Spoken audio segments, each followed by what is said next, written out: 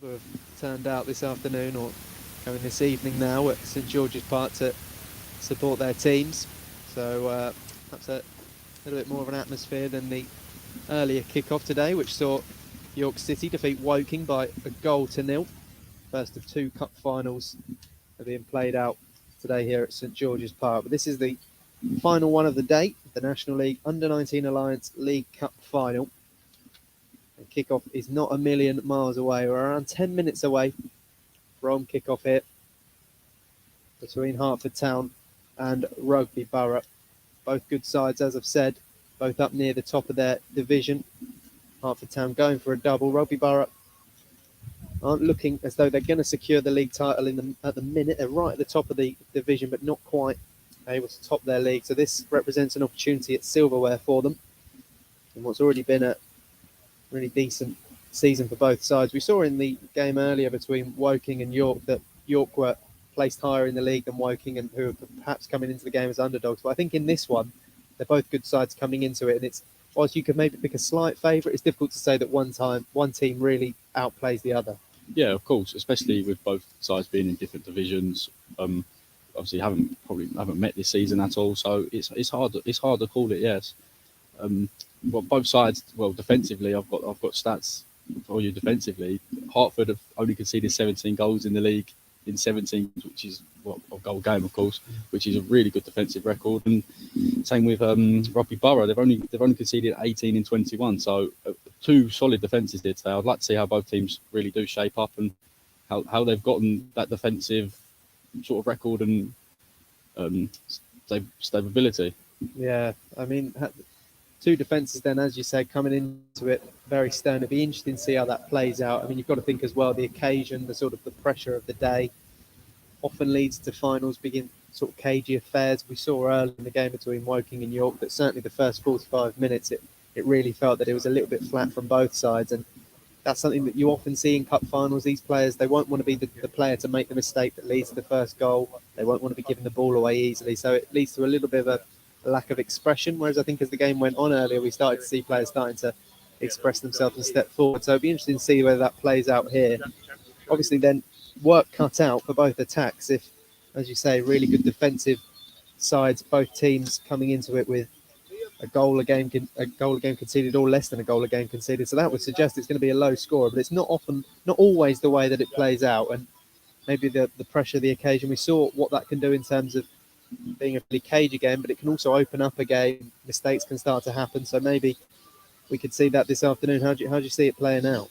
Well, we talk about how good the defences are. Well, Harry Peterson up front for Hertford, he's got 35 goals this season, which, yet again, if you're going up against this Rugby Borough defence, it's a hard one to call. Will the defence will be able to handle him, or can he cause problems today? And I reckon he's got a good chance. If he gets that chance, I reckon he'll finish it.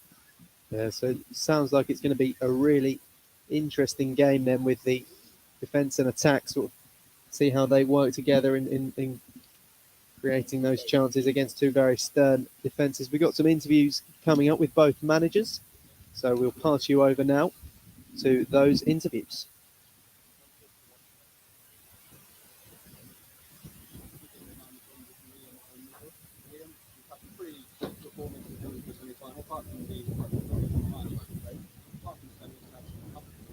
How are you feeling? Really confident, yeah. We're back to the performance last week, and now we're back. So yeah, quite a bit of a challenge. So everybody look for it. We're trying really hard, really well in the last 6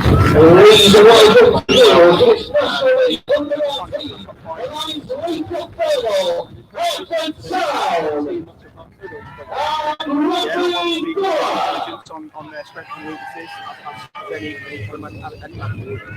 So yeah, we think we've got something in place that may be able to as I'm sure they will have us. So yeah, I believe it's right.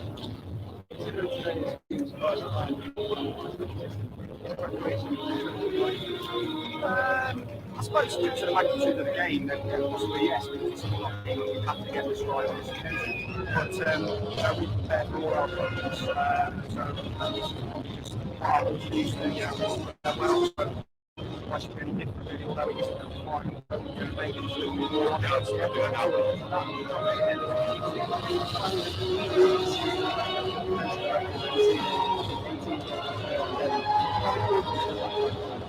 Yeah, very. They've been very consistent this season. Yeah,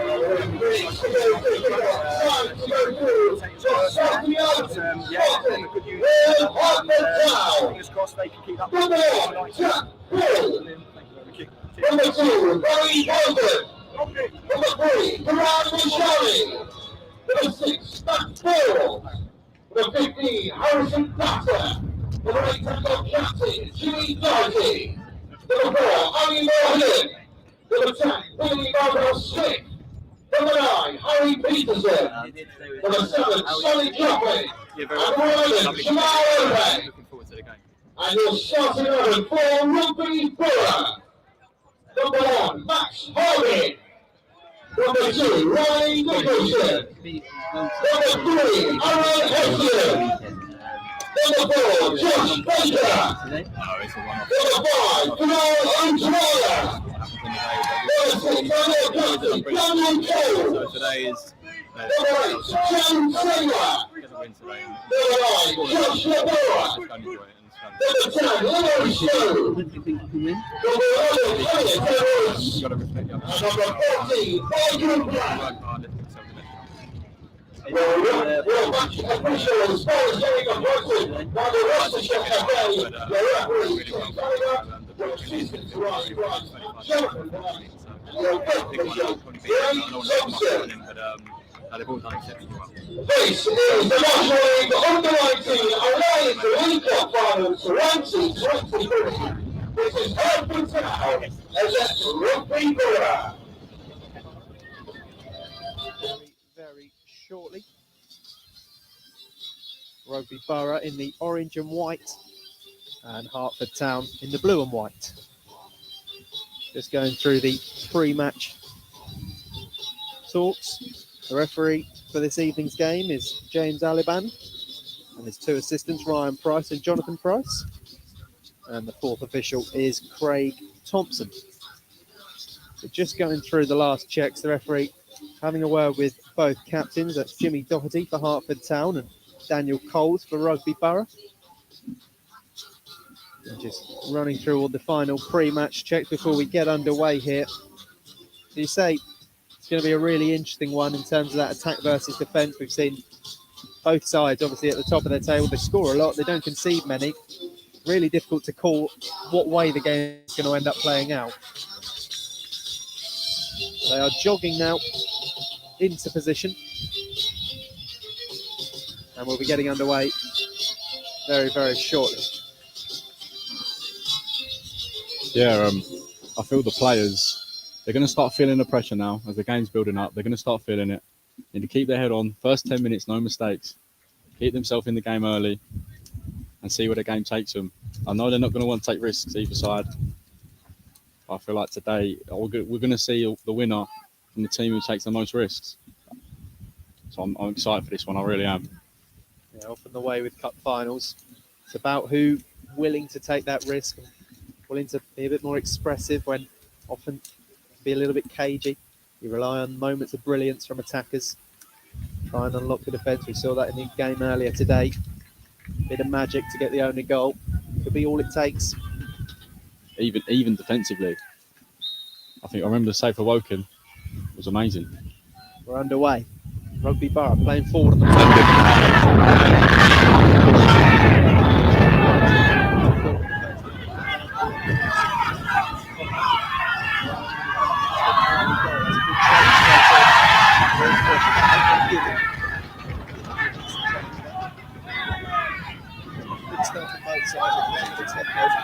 we saw in the earlier game, so a little bit sluggish out the gates.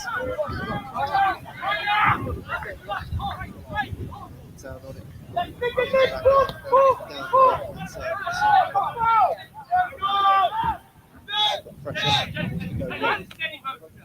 Forward, and they will run comfortably through to Jack Ball. That was a pretty fast start from Hertford Town. They look to really come out the tracks quickly. Yeah, straight out the gates.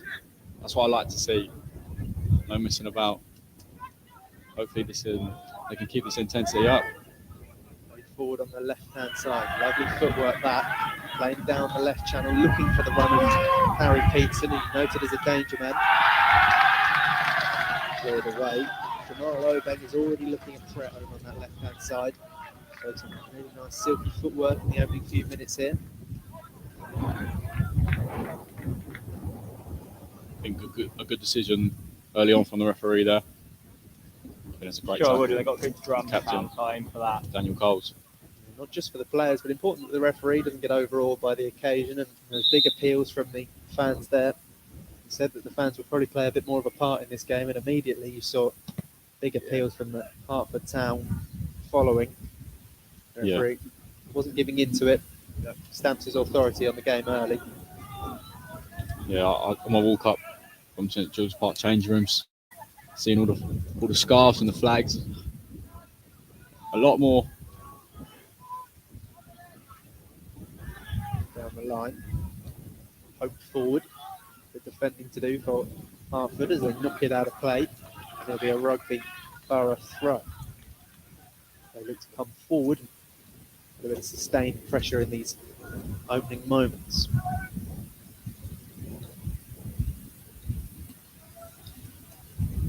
Long throw in towards the penalty area. It's headed away. Come back over on that far side where an orange shirt can bring it down. It's hounded out by blue shirts. Hunting in packs already. The Hertford Town defenders. A good tracking back from both wingers who are already dropping quite deep. You can see the lone striker, Harry Peterson, is the only man really advanced as he's played into the penalty area and come to be caught by Jack Ball. I'm seeing Rugby Borough got two deep midfielders here in the central part. I think it's Daniel Coles and Joe Taylor. Maybe looking to use them as a deep line playmakers as such. It'll certainly be interesting to see how the two sides set up tactically. As here is that man, Harry Peterson. Lays it forward on the right-hand side. Pressure being applied on Josh Baker, who has to go out of play for a throw-in. Good decision. Early doors, don't want to mess around with it out of the back. Retrieval of the ball. And Bobby Bolden will take this throw for Hertford Town on the right-hand side. But options ahead of him. Seems to me Hertford are playing a 4-back. Can't quite work out how else they're set up. Drops onto the shoulder of Elliot Edwards and then unable to bring it under control, runs out of play for a throw-in. A few jeers from the Hertford fans. Yeah, it's good to see. That's great footwork again. And that one is a foul. Jamal Obeng. He has started really brightly here. He has indeed. 15 goals this season with 20 plus assists for the under-19s. It's going to be a real threat. Free kick taken quickly, referee not having it. Those Hertford fans are really getting themselves involved in this one. Is this angle all right, yeah? An opportunity this. To send it into the penalty area. In it comes, right footed. Drops nicely into the 18-yard box with a header. Lacked any power. And it's comfortable to say that Max Harbin will make all afternoon. He gets his side going quickly down the left-hand side. Michael Blair can't quite keep it in. And a run through to a goal kick. But I've been really impressed with Jamal Obeng in these opening few minutes. Every time he gets on the ball, it seems like something's going to happen. Yeah, playing with no pressure on his shoulders. That's what I like to see. Here it is again. Looks to play it into space for Harry Peterson to run on to. Doesn't quite come off on this occasion. It's worked back to Harbin, who will play away for Rugby Borough. It's nicely into the chest of Blair. Loses out. With ball retention now from Mardle Smith. Has himself a bit of time before shifting in across the back line to forward. He puts in that. Borough getting his first real touches of the ball. Just to lay it sideways. Wasn't really expecting a pass, Joe Taylor. And it'll allow Hertford to look to spring a counter. It's out. Danger not fully averted. Reaching for it, the Hertford man doesn't get to it. Rugby can look to come forward now down the left-hand side. It was some neat football. Doesn't quite come off. But already you're seeing a a real bit of quality from both sides that perhaps we didn't see in the first game today. Yeah, I totally agree. I like both sides' energy, straight from the blocks, trying to get an early goal, trying to cause an early mistake for the opposition. Showing great speed and pace, Jamal Obeng driving down the left flank and still going. This is a marvellous run from Obeng, and he's going to look to let fly from the edge of the area. Takes a deflection on it, goes behind for the first corner kick of the game. I'll tell you what, that's a good run, that. It's just sheer pace, power and directness. This is what I like to see from a winger. Well, they've certainly got their hands full. Do Rugby Borough with Jamal Obeng. He's barely played 6 or 7 minutes here, but Obeng is taking the game by the scruff of the neck. Corner ball then. Not a great ball, it's along the turf. It's in fact perhaps something of the training ground, a bit of an overhead kick attempt, which wasn't caught with any power. Not fully clear. Hartford can look to maybe work the ball back in towards the air. A little bit of a slip then from Jimmy Doherty, which then forces him to go in late. You can see the free kick on the edge of the penalty area. But for forcing Rugby Borough to go long at the moment, not sure if that's how Rugby Borough want to play, but it seems to just be long balls so far. Well, Hertford have settled the quicker. Rugby Borough have shown little packages of play where they've strung a few passes together, but at the moment Hertford look a bit more direct in attack. I think a lot of that has been through Jamal Obeng, who's really shone in his own moments here. The referee is going to call the physio on, and it is for that man, Jamal Obeng. I'm not sure what the issue is. He's up on his feet. Perhaps caught a flailing arm to the face. Yeah, great start. Joined from Colchester United in 2021. A lot of energy he's brought. A lot of energy. Well, they'll already be sick of the sight of him over on that far side. Every time he picks the ball up, he seems to be able to drive past his man and get in and around the penalty area. Lot to think about already for Rugby Borough. They have a free kick on their edge of their own penalty area. They're going to send it long, left-footed from Max Harbin. Flicked on, eventually launched clear, tested in the middle of the park. Touch. Gets the number 10 down. Works it back, and that's the ball in behind Harry Peterson. There's no flag. Harry Peterson down the right side, closed upon. Got a bit of a push in the back. No penalty, says the referee. Harry Peterson. Well, he's bemused, the number 9. It did look very forceful. It'll be a Rugby Borough ball, but that's already a big moment. What did you make of it? Oh, that's a tough one to call. It looked like it was a shoulder into the back, but I think he's gone down a little soft there. I think he could have just struck that a bit earlier, but great ball into him to find him. Throw launched down the line. The off a blue shirt and out for second consecutive Rugby Borough throw. Jamal Obeng is still momentarily off the field. Like a change of shirts perhaps needed. He's got tissue in his nose as well. He's changing number to 22. That is yes. Down the line once more from the throw-in, and there'll be another throw for Rugby Borough, who are just working their way up this touchline from throw-ins. Now in SEM. Told you he'd over himself far enough down the touchline that he fancies launching one into the area. It comes from SEM. Glanced onwards. Drops for an orange shirt, poked into the area, goes down. Another appeal for a penalty, this time at the other end, not given. Leo Stone was the man that went down. Referee shakes his head for the second time in a couple of minutes. Yeah, I agree. Could have been soft. Okay, yeah. It's only when it's legit right in the corner. Other than that, is a foul on the number 4. Starting to get cagey now. Referee's just got to get a little hold of the game. Perhaps have a word with the two captains. I think both sides aren't happy with a few decisions. So the caginess is coming out now. Well, I think in the referee's credit, he's maybe turned down a fairly soft penalty at one end, and he's done the same at the other end, so he's been consistent. Oh yeah, I agree. I don't think he's made a wrong decision yet. Playing short from the free kick, Hertford. Knocking it around in the midfield. Lovely footwork that. Wow.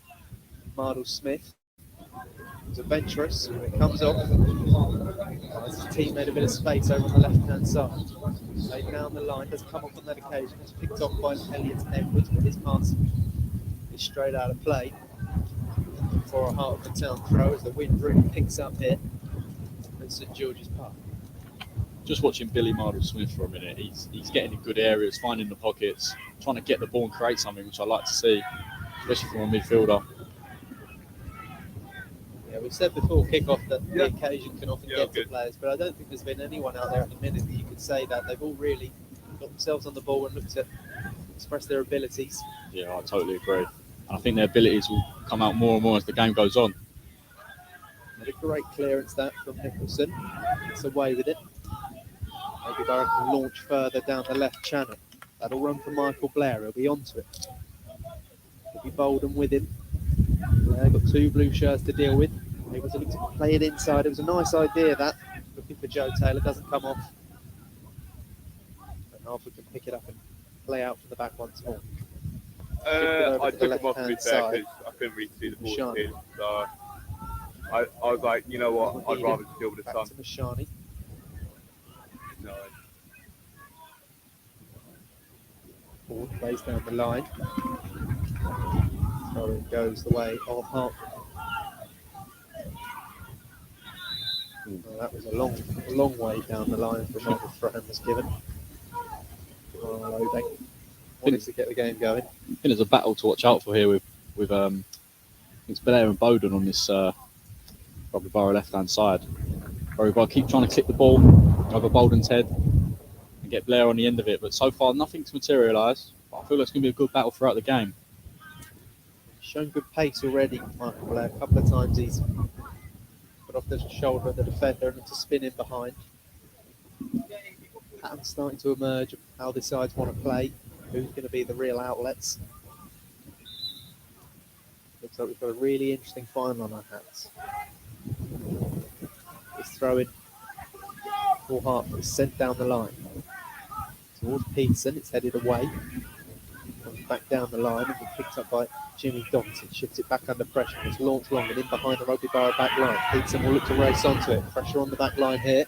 Works it all the way back to Harbin.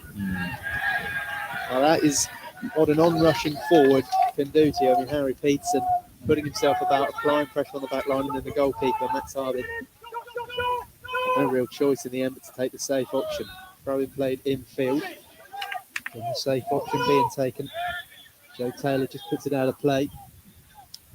Hertford they aren't allowing Rugby Borough to play football at all here. They keep making them clear it, putting pressure on the goalie, putting pressure on the centre-backs as soon as they've received the ball. No time on the ball at all. It's the Clipper cross in. It was never really going to come off from that sort of angle for Bobby Bolden. And run through to Max Harbin and get his side going. Plays it over to the far side. That's a really nice touch. The Rugby Borough man has to poke it backwards. Good foot in that. A little bit of indecision between goalkeeper and defender. Got to be careful there. Gets away with it on this occasion. Pressing this. Yeah, I like the press here. That's a lovely ball. Peterson backs into his man, looks to race off down the right side. Just lost the ball a little bit there. Couldn't quite get the ball to come with him. He was trying to drag it along, but not getting good contact on it. And the throw-in goes Rugby Borough's way. Send it down the line. It's an interesting throwing technique from Aaron Essien, but it's worked on a few occasions so far. It's worked again there. As Rugby Borough pick up a free kick in a semi-dangerous position here, an opportunity to put a ball into that corridor of uncertainty. A couple of options over it. Left footer and a right footer. Something off the training ground, obviously. Eventually it is whipped in by Leo Stone towards the back post. Good punch away, Jack Ball. Picked up on the far side by Elliot Edwards. A job in his hands to get out there. He's unable to, and here's Jamal Obey. Thwarted initially. Then a foul given. Soft. Yeah, soft, very soft. Looked like he might have played the ball there, the Rugby Borough man. Every time Owen gets the ball, we just think, just run. Cause damage, cause havoc. You sense there's a bit of fear every time he picks up the ball, and more of expectation around the ground here that he's going to do something. And we've really early started, and it could be in down the left-hand side. Doesn't quite come for him. Good goalkeeping that Max Harben was off his line quickly to launch clear. Okay, no worries.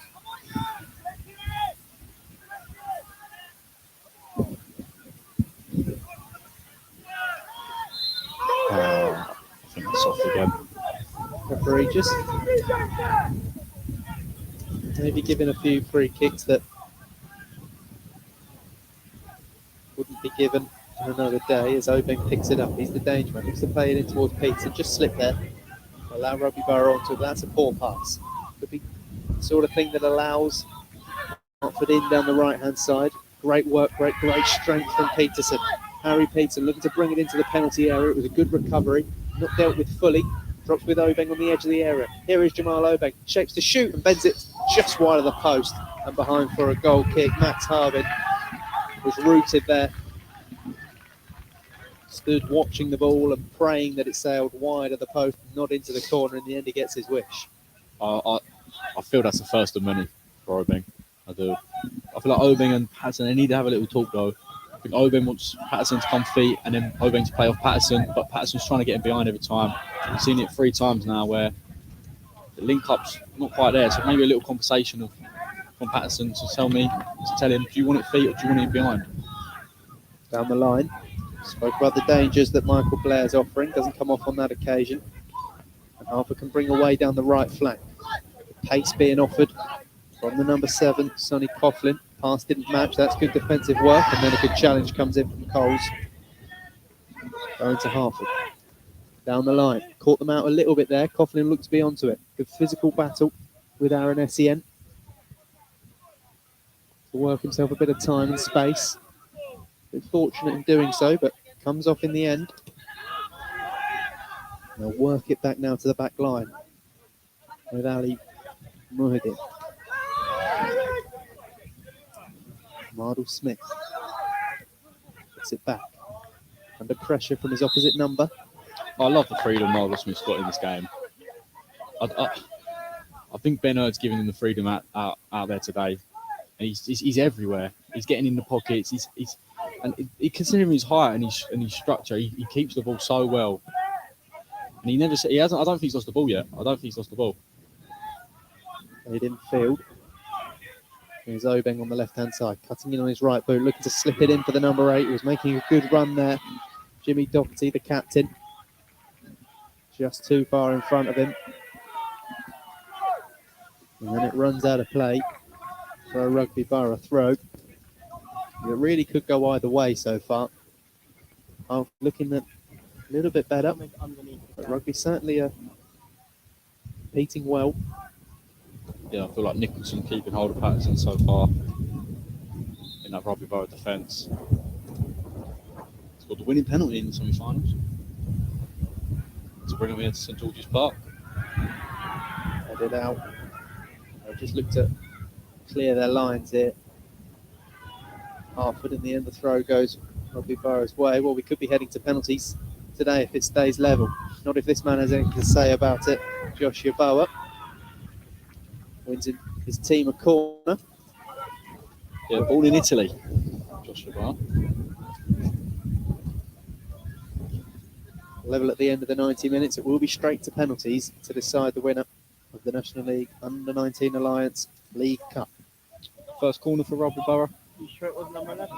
I feel like they've got more height than Hertford. And it comes, headed goalwards and into the back of the net. And it's Joshua Bower who rose highest and nodded it past Jack Bull to open the scoring here at St George's Park. He's absolutely delighted, the number 9. Rose high above the Hertford Town back line. We said Hertford have been a little bit on top, but Rugby certainly weren't out of it. But they've shown it there. The first real set play opportunity, and they've headed themselves in front. Just as we're talking about Joshua Bower, and just as I mentioned about the height I think Rugby Borough have over Hertford. Well, first corner whipped in, riding header from Joshua Barlow. How good header it was. It's 1-0. He rose really well there. Great height on his jump. And we have the opening goal of the contest. Just over 20 minutes have been played. Rugby Borough 1, Hertford Town 0.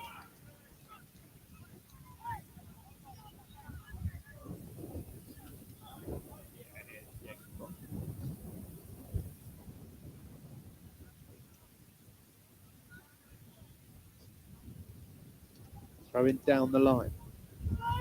Runs through.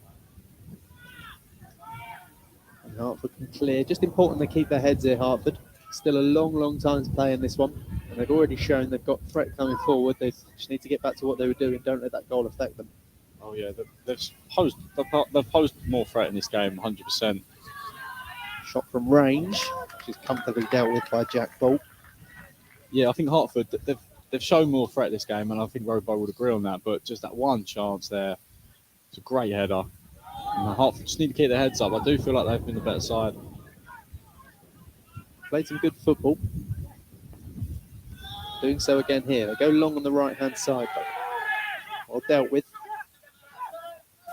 Michael Blair looks to play down the line. Picked off. And Hertford can come forward now. Into Peterson. Plays a nice 1-2 with Mardle Smith, who seems to be everywhere for Hertford. Now Obeck. Driving on his right foot. He's got an overlap if he wants it. In the end, he tries to go alone. Probably did a little bit too much and then concedes the foul. Had some real success in that sort of scenario in the opening few moments of the game. And then the last few times he's tried to take players on, he's maybe done a little bit too much. You know, I think the midfield two of Daniel Coles and Joe Taylor have realised one of them needs to get out there. And when he cuts in, because he looks like he always wants to cut inside, they need to get over there and help out. And to be fair, since they've noticed that, Obeng struggled really to even get through or even get a shot away or create any real proper chance like he was doing in the first 10 minutes. And we glance back to the goalkeeper. It's become a little bit predictable. He seems to do the same thing when he picks it up, trying to drive in on that right boot. Maybe needs to add a second dimension and maybe burst off down the flank. I'm not sure how much he backs his left boot. Peterson's on it here. Yeah, I think he just needs to link with Peterson really. It's a free kick in the middle of the park, which Hertford wanted to get on with. Yeah, I just think Obeng needs to talk to Peterson and get together really. Been a little bit isolated, Harry Peterson.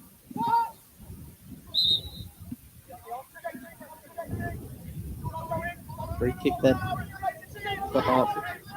Option short and long. Look to clip it into Harry Peterson. Flicks it on. Straight up in the air. That's a good header away from Daniel Coles. Where he stayed down with a head injury, so the referee will stop the game. And the Rugby Borough physio will have to come on to attend to the captain, Daniel Coles. Just gives us a few moments to reflect on the first half of the first half. Rugby Borough leading by a goal to nil. How have you seen it so far? Yeah, I do think the goal was a little bit against the run of play, and I did think Hertford was going to get an early goal, really. But I think Rugby Borough have just kind of seen what Hertford wanted to do and how they wanted to attack Rugby Borough, and Rugby Borough have dealt with it very well. And I think they've changed the way they're playing, and I like the two midfield. You see the two midfielders in Daniel Coles and Joe Taylor in the middle, like the two defensively shifting across together, staying together, and then getting the ball off the wingers or the fullbacks and turning out and trying to play. Yeah, it's been a lot of nice football from Hertford, but Rugby Borough have been in their shape. They've been very rigid. And other than a few times where a bit of individual brilliance, largely from Jamal Obeng or a nice ball in behind, they've been fairly solid at the back. Yeah, no, I think it's Nicholson and Baker, the two centre halves, have kept Patterson reasonably quiet. They'll be thinking, Hertford, that they've got enough individual quality in this side, the likes of Jamal Obeng, the likes of Harry Peterson, that they will get chances. It's launched long and the game gets back underway. Headed down the line, it'll be picked up by Obeng. Yeah, my bad. Hold on. Decided to throw it.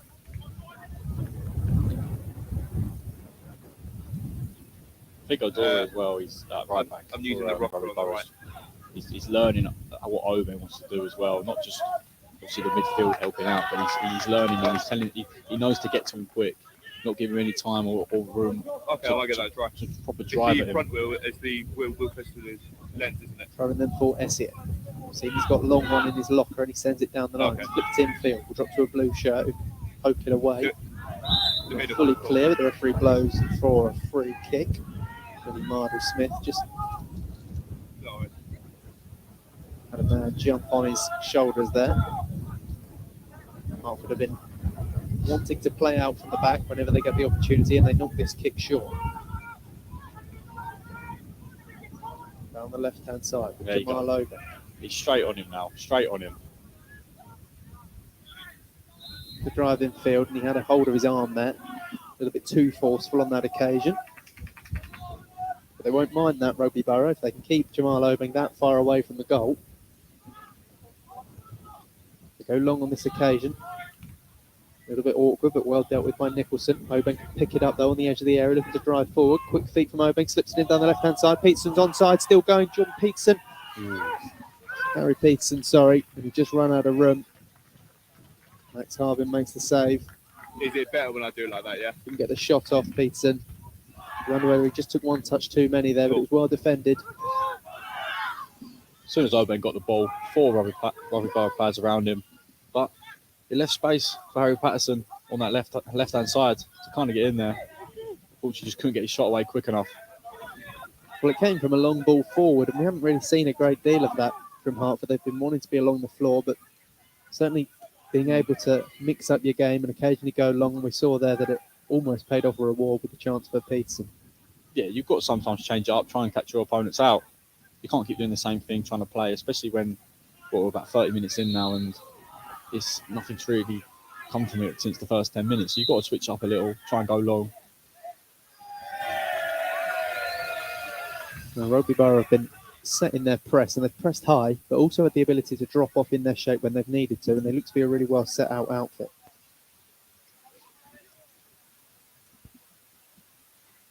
The referee thinking about perhaps delivering a card, and it is going to be a first yellow card of the evening, and it goes the way of Leo Stone. You're going to have to be careful. Is that the first yellow of both finals as well? I think it may well be. Hopefully that's the first, but no more. That's a nice pass. And it'll allow Hertford out the back line. He's played down almost a dummy, which will come for Peterson. He comes into the area, looks to hit it first time. 2 Rugby Borough men throwing themselves in the way of it. And they're able to clear. They know his threat, Harry Peterson. Yeah, they're doubling up as well. As soon as he gets the ball, there's 2 of them. As soon as Oben gets the ball, there's 2 of them, 3 of them.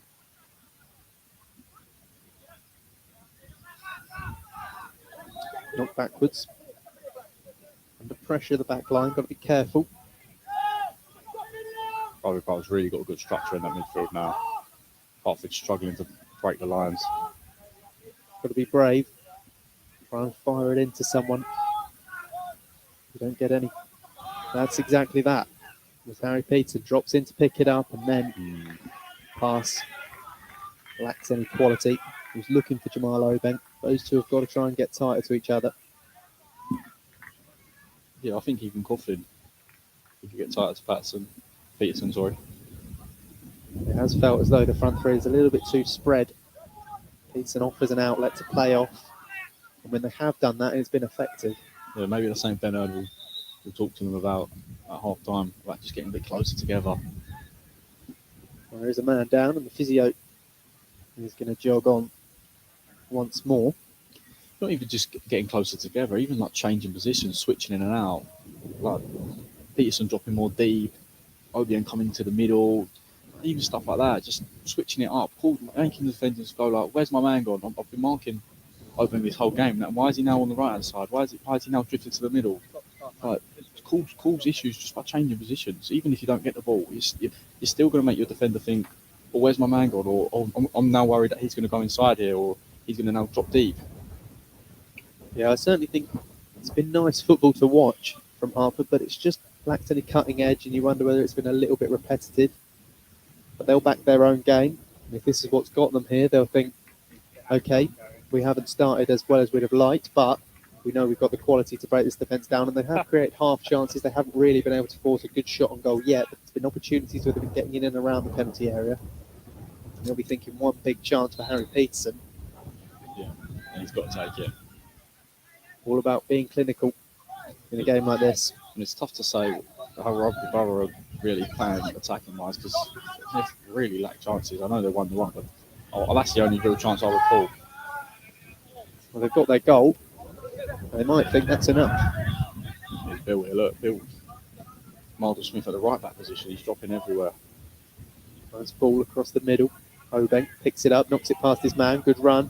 Here's that pace from Jamal Obeng. The ball is gone out of play, has it? No, he's still going. Flag is up. Flag has gone up.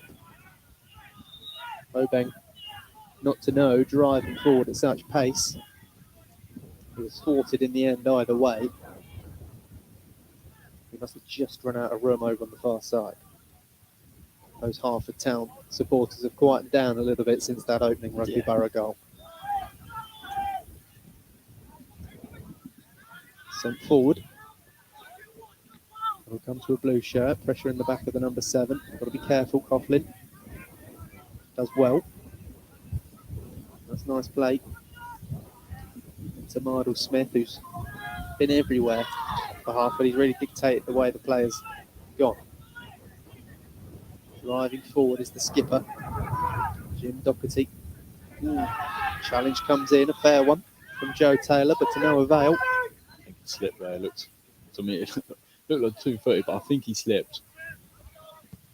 Oh, looks to knock it round his man, Billy Bolden, who decide a throw in. Sonny Coughlin was the man who took the brunt of that challenge. He was on his haunches for a minute, but he looks to be okay. Good run being made from Mardle Smith to pick it up from the throw. Got a couple of options. Doherty is one of them. Doesn't use him and then runs out of play. Well, that's the first time they've stopped Marvel Smith from turning and creating anything. See a bit of frustration there on the face of Billy Mardle Smith. Goal scorer in the semi-final. 2-0 win against Barking Whites.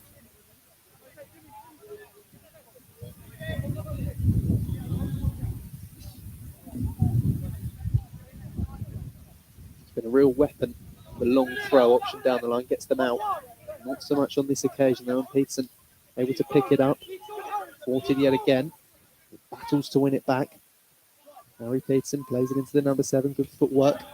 Tackles flying in from Rugby Borough. Doherty then flies in with a challenge of his own, and not a good one. Good decision. Like he took the back of the heels of the Rugby Borough man. It'll be a free kick on the edge of their own penalty area.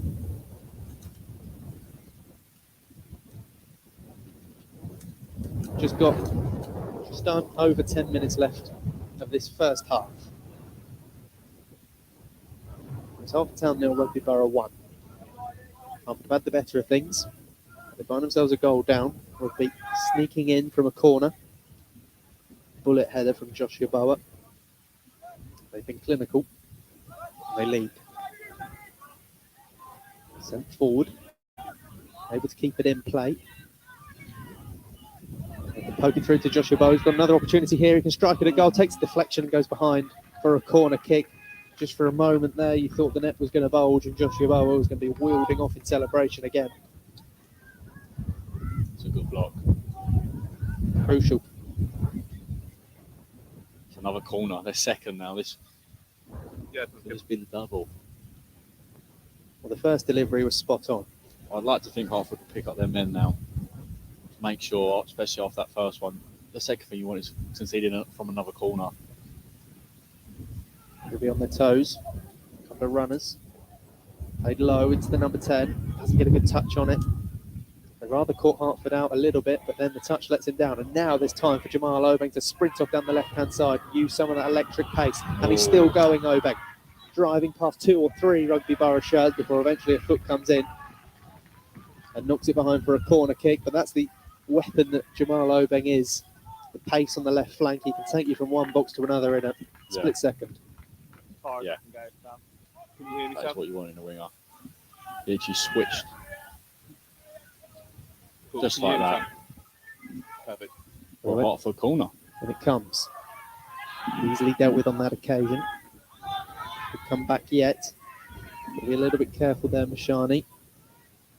Almost loses out. Finds support in Ali Mahidin. And he can come forward now. Nice footwork that.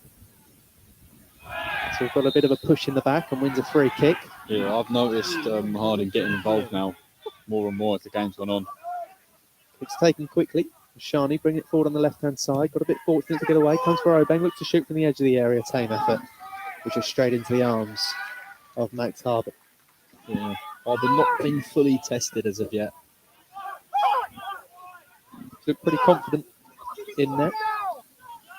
Max Harbin. The ball is pinged out to the left-hand side where it'll be picked up by Michael Blair. Driving at Bobby Bolden. Coming in on his right boot.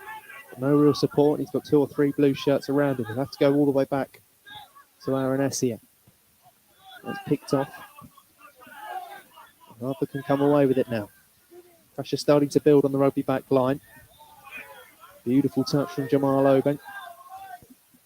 Drops off. Finds himself a bit of space. Gets his head up. No real runners ahead of him. So he'll have to knock it sideways. And Nigel Smith is now on it as he looks to pick a route through this Rugby Borough back line. Drives to the left flank. Leaves it for Doherty. Now once more with Nigel Smith. Doherty again now. No way through as of yet. Knocking it from side to side, probing the Rugby Borough defence. Stepping up out of the back line now as he looks to play it into Peterson. Doesn't come off, and now there's an opportunity perhaps for Rugby Borough to get a counter on. Joshua Bower down the left-hand side on his right foot, looking to drive into the penalty area. Takes it down the left channel, slots it into the far corner, and it's just wide of the post.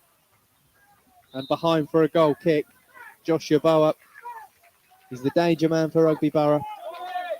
And he's so nearly doubled his tally. Yeah, I think that was Matt Ford who stepped up out of position there for Hertford to leave a massive gap. Yeah, he looked to play it into Peterson, and then when it didn't come off, what he should have been doing was racing back to get into position, but he rather dropped his head. Yeah. Rugby Borough have pace on the counter. Yeah, Joshua Bower, wow. The longer this game goes at 1-0, the more desperate Hertford Town become, the more that counter-attack's going to be in play. We have to be really careful. There's a man down for Rugby Borough. Physio is earning his pay packet. He's on once more.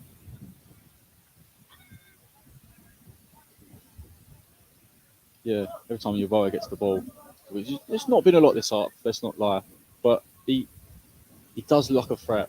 He does. I think he's got sheer pace and power really to get out of this back line, especially when one defender moves up and leaves a massive gap. It's not what you want to do. I think you've got to find Peterson's feet better there.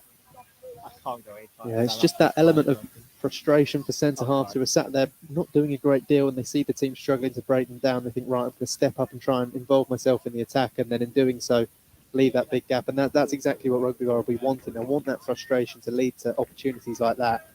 And if you give Joshua Bower that chance, probably 9 times out of 10, he'll slide into the far corner. So it's a big let-off.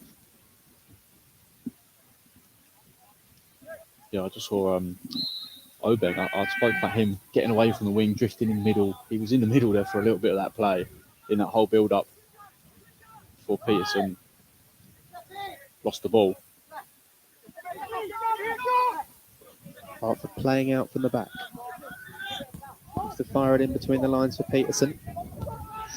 Strong challenge comes in. No. Foul given against Daniel Coles. Protests his innocence. Certainly a strong challenge. It's the ref in the book in me. He's having a word. I think it's a strong challenge, but it's a good tackle. And it's yet again Peterson not being able to hold the ball up. Just not quite happened so far for Harry Peterson. Yeah, they can't make it stick. He's not been given any real chances on goal, and those that he have Really been half chances at best. Playing off him hasn't particularly come off so far. Referee still having words with Daniel Coles, and the booking is out. Harsh. I mean, it might have been for a few words he said after his reaction to the foul being given. That's the second booking of the game, both for Rugby Borough, I think I'm right in saying. Yes. But be careful. Last thing they want is to lose their captain. Going forward now with Bobby Bolden. Converting in from fullback, but playing back nonetheless. Now down the left-hand side, and here is Jamal Obe. Driving at the fullback. Does he go in or out? And he has to hold it up. Gets his head up looking for options. Rather shakes his head before the option emerges at the fullback who goes down. Well, not for me. Not for me either. It looked to me as though the fullback rather overrun it. Yeah, he bought that big time. And I think by the time he even went down, the ball was probably out of play. But the free kick's been taken quickly. Lovely footwork that from Billy Mardle-Smith. Gets down towards the byline, and then a free kick given the other way. I think that's wrong as well. He's been clipped there, so he's lost his balance. So he's had to put his arm down, which has then caused him to handball it. So two wrong decisions there from the ref, personally, in the space of 10 seconds. And I'd suggest a bit of a waste of the free kick. Yeah. From that sort of position, it's a great opportunity for a ball into the area. Taking it short and quickly, okay, it can catch a defence out, but in the end doesn't come off, and Rugby Borough are fairly comfortable.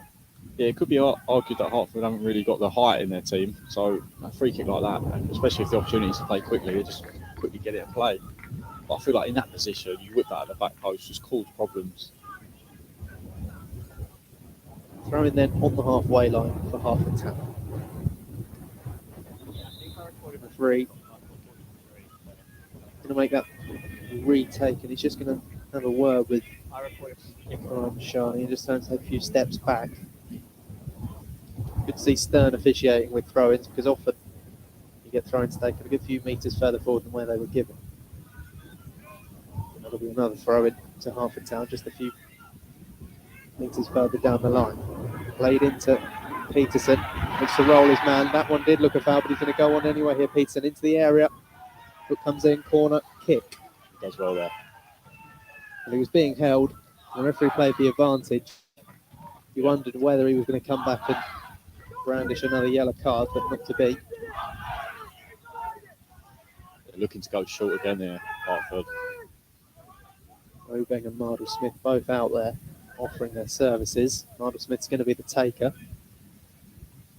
Clipped in towards the near post. No danger there. Comfortably cleared. Yeboah brings it down. Down the line, poor touch. Leo Stone runs out of room. And the Hertford fans have woken up as well. You hear them jeering. They sense their team needs it. It's Peterson. Seeds a throw in.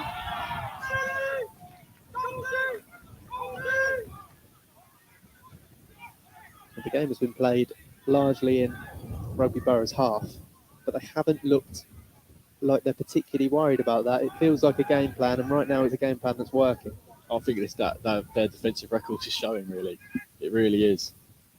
I just think the structure, the setup that Rugby Borough have done is really good, and it's keeping Hertford away from the goal. You talk about that really solid defensive record. They'll be thinking clean sheet here, and we're walking away with the cup. Yeah, exactly. Played down the left line, picked off by the number 5. That's good work from Peterson to win his side of throw. Obeng needs to take it quickly, loops it over to Jimmy Doherty.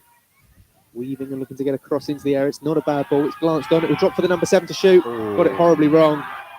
Big chance that. Sonny Coughlin. Took his eyes off the ball there as I was dropping. Not sure what's been given here, but that's a massive opportunity for Sonny Coughlin. Yeah, I don't know what's happened there, but Whatever Tom's done, the crowd have woken up. Liam O'Neill, the Rugby Borough head coach, is not happy. well, we've not often seen crosses into the box, and I think the few times they have played a cross into the area, it's actually caused a real bit of indecision at the back. So they really need to try and play a bit longer on occasion. I mean, talk about Harry Peterson. He's not a small player. He's big and right up there in terms of height with both the defenders. Certainly strong and shown that in the game so far. So try and maybe utilise that and play a long ball, put it on his head, and something to work with. As well to keep that in. It's sent miles out of play for a half throw. Bowled him down the line. Peterson backing into his man, but losing out. It's turning into a real battle there, Peterson. Yeboah, wonderful 1-2, and he'll get it back. Yeboah looks to slot in Stone, who's in behind. Crucial challenge comes in. Might well have saved the goal, that. Stone's just struggled to get the ball out of his feet there. Real attacking threat there. Well played. Keeps it on, Jamal Obeng, but then the challenge comes in. Yeah, it looks as though Leo Stone might well be in on goal there. He just couldn't sort his feet out. But again, it was wonderful play from Josh Yeboah, who really looks a threat, both in and around the area and also dropping in to link up with other players. He's been the best player on the park so far, for my money. Yeah. He's not just staying central, he's drifting wide. He's trying to get him behind. He dropped deep at one point from a corner to get the ball in play. He seems to be a complete striker who can do it all. I think give him another chance. I know that he's put out a chance just wide earlier, but he had a great header. I feel like give him another chance. I won't be surprised if he gets his second there. Hertford Town will be hoping otherwise. And they have a throw in. Shani going to take, sends it down the line. Peterson bounces off him, starting to get a bit of frustrated there. Harry Peterson is not coming off for him. He's got to keep his head up. We've still got a lot of football to be played.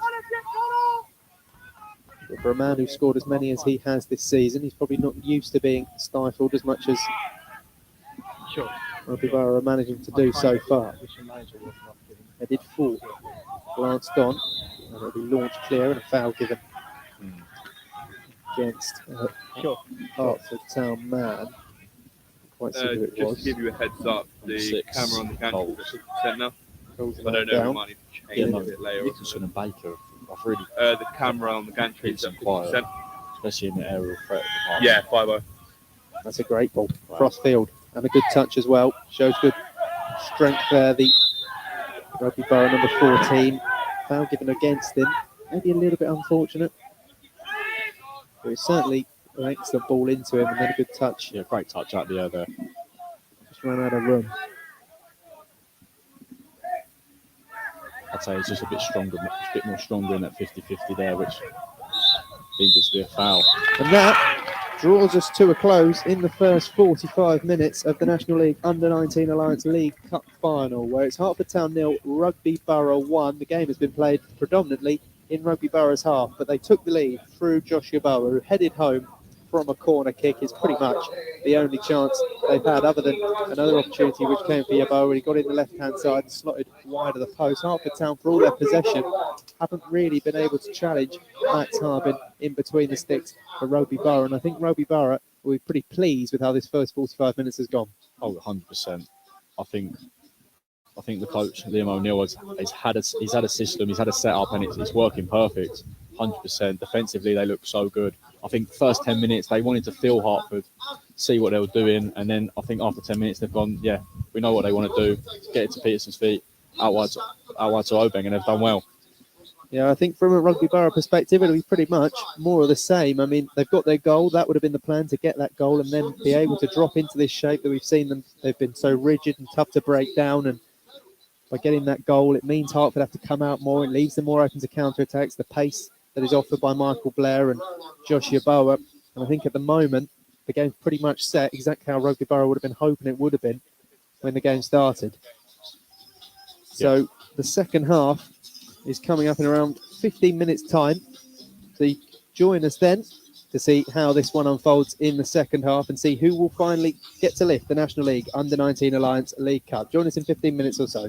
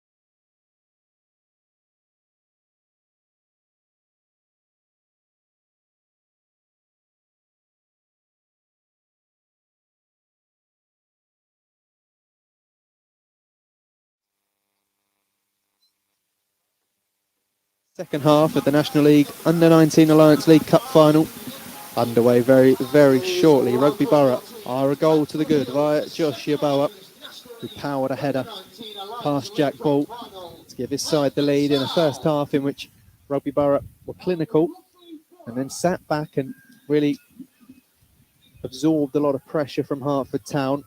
Think it will continue like that into the second period? Yeah, I don't see why not. Rugby Borough got the lead. They don't have to go all out here. I reckon they'll sit back, soak more pressure, which they can afford to do, especially with their back line. Yeah, it's been very sturdy, and the pace on the counter, the likes of Yaboa, the likes of Blair, have shown real good dynamism at bursting in behind and driving at the back line. And I think whenever the Hertford Town back line has really been exposed, they have looked a little bit shaky when Yaboa's been running at them or Blair's been running at them. So they'll be keen to get the ball to those two on the counter-attack.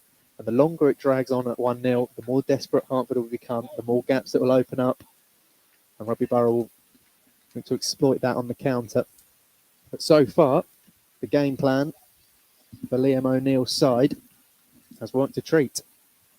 And he'll be hoping it continues in the second 45, which we are now moments away from getting underway. Hertford Town look as though they'll be taking the kick-off, and they'll look to get back to pretty much what they were doing towards the end of the last half, just with a bit more precision and a bit more quality. They've got to try and find a way through Rugby Borough's back line, which as of now, they've been unable to. And Max Harbin has had a pretty comfortable time in between the sticks. As Hertford are going to get the game back underway via Harry Peterson, who they'll be hoping to see a bit more from. He's been the star man this season up front for Hertford Town, but he hasn't quite delivered so far. Playing along the back line. To work their way forward. Measured approach, playing short, intricate passes that we saw for most of the first half from Hertford Town. It's played forward on the right-hand side with Bolden. Looking to advance. Get past his man, able to win a throw-in. High up on the far side. Yeah, it'll be interesting to see if Ben Hurd's changed anything in this second half, because they've got to get a goal. It's an early run for Bolden down the right. I don't know if that's something different. He's quite high. He gets into the area and goes down. Must have been just outside the penalty area, in fact. Yeah, can't quite see from our angle, but I think it's just outside. As I was talking about Bolden being high, I don't know if that's something different that Ben Hurd has changed in the second half. He wasn't this high in the first half. I've noticed it straight away. I might be wrong. He might have just made one little run, but he's found himself fouled. And also it's a red card. Wow. Now that changes things. And I said in the first half, Daniel Coles, when he went into the book, the last thing they'll want is to lose their captain. But that's exactly what's happened. Daniel Coles has been given his marching orders. I assume it's a second yellow. He was booked halfway into the first half, and he's off. And that is a huge moment in this final. Wow. We've barely played a minute of this second half. And that is the last thing Rugby Borough would have wanted. I think O'Dory's got the captain's armband now as Cole's walking off. And we were literally talking while we're having a little break here about Cole's yellow card and how he just needs to be careful. And wow, 1 minute in, he sees red. And he's taking his time to go off there. And the referee going to have to have a word with Daniel Coles. He's trying to take the longest route off the field as possible. Cheerio, cheerio is the chant from the Hertford Town supporters. And his manager not best pleased. That could be real significant there, but... Well, your captain in games like this has got to be a leader. He's got to be responsible first and foremost, and that was the opposite. Well, no, I was reading, in Rugby Borough, that Josh Baker is actually the current under-21s captain. I was thinking, if you're playing under-21s for Rugby Borough, and then you're playing under-19s, how are you not captain? Do you know what I'm thinking? But he was actually injured, Josh Baker, for 12 months, so I don't know if that's the case, and he's just come back and they didn't want to take the captaincy straight away from Coles. Well, that is a huge development in this game. We were saying at half-time that the It's going to be really tough to break down this Rugby Borough back line. They look so solid. That's going to change things. Oh, it changes the whole game. It's going to change the outcome as well, personally. Free kick then. Sure, like, they're at their They end. could get themselves level straight away. Right down on the byline. And it comes towards the near post, flashes across the face of goal, fired in towards the goal line. It's a scramble on the goal. And eventually Rugby Borough can get the ball away. Already down to 10 men. Starting to live right on the edge. And that game plan that they'd have been thinking about at half-time has gone up in smoke with that red card. And it'll just give Hertford that bit of life that they need. Played across now with Mardle Smith driving forward on the right-hand side with confidence coming into this Hertford team. Shani plays it left to the captain, Jimmy Doherty, who was trying to rally the troops as soon as that red card was given. Bit of urgency back in this Hertford side as it's played into the penalty area, and last-ditch challenge comes in, and it already feels like Rugby Borough are hanging on a little bit. Yeah, Hertford don't have to rush this though. You know, there's still 45 minutes left in this half. Just because the red cards now happen doesn't mean a goal's going to come straight away. They just got to keep working it and find gaps. The gaps are going to appear now. They will 100% appear now unless Liam O'Neill really goes defensive. But I don't know what he's going to do. I think he hasn't done a sub yet or changed anything by the looks of things. So we'll see. Down the line. So we played into the penalty area. Deflection on it. Will go behind for a corner kick. Pressure building already. Yeah, I think that Stones looks to be a bit. Looks to be a bit deeper. Leo Stones, sorry, looks to be a bit deeper. I don't know if that's because Rugby Borough are on the defensive side, but Gets into the penalty area, picked off, half cleared, but it'll be straight out of play for Hertford throw, and they can look to keep this pressure on. It's going to be a very long 45 minutes now for Rugby Borough, if it wasn't going to be already. I mean, the camera's back on properly, and the spirit level's in the middle, but Shani. Mohammed coming in on his right foot. Ships it right. Bolden. That's a poor pass, and maybe a chance for Rugby Borough to counter. They've still got the option going forward in Yeboah, but he's going to be so isolated now, and you see that there. There's no one anywhere near him from a Rugby Borough perspective, and he's surrounded by blue shirts. He's going to have a real tough 45 minutes on his hands. Even more so now. Down the left side, Mardle Smith. just pointing out, sorry, Bolden there, right outside, very high. He's in the middle now, striker spot.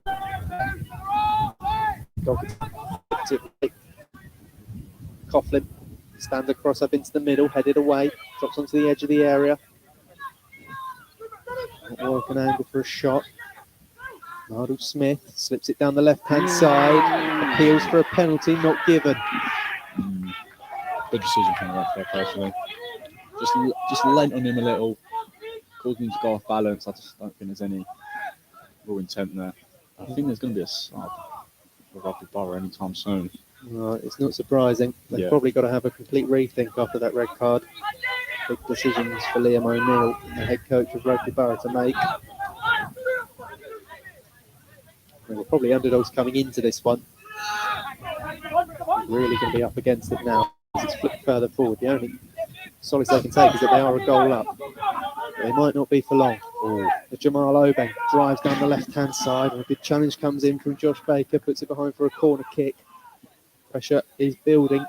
Confidence is coming into that Hertford Town team. They feel like Rugby Borough are there for the taking.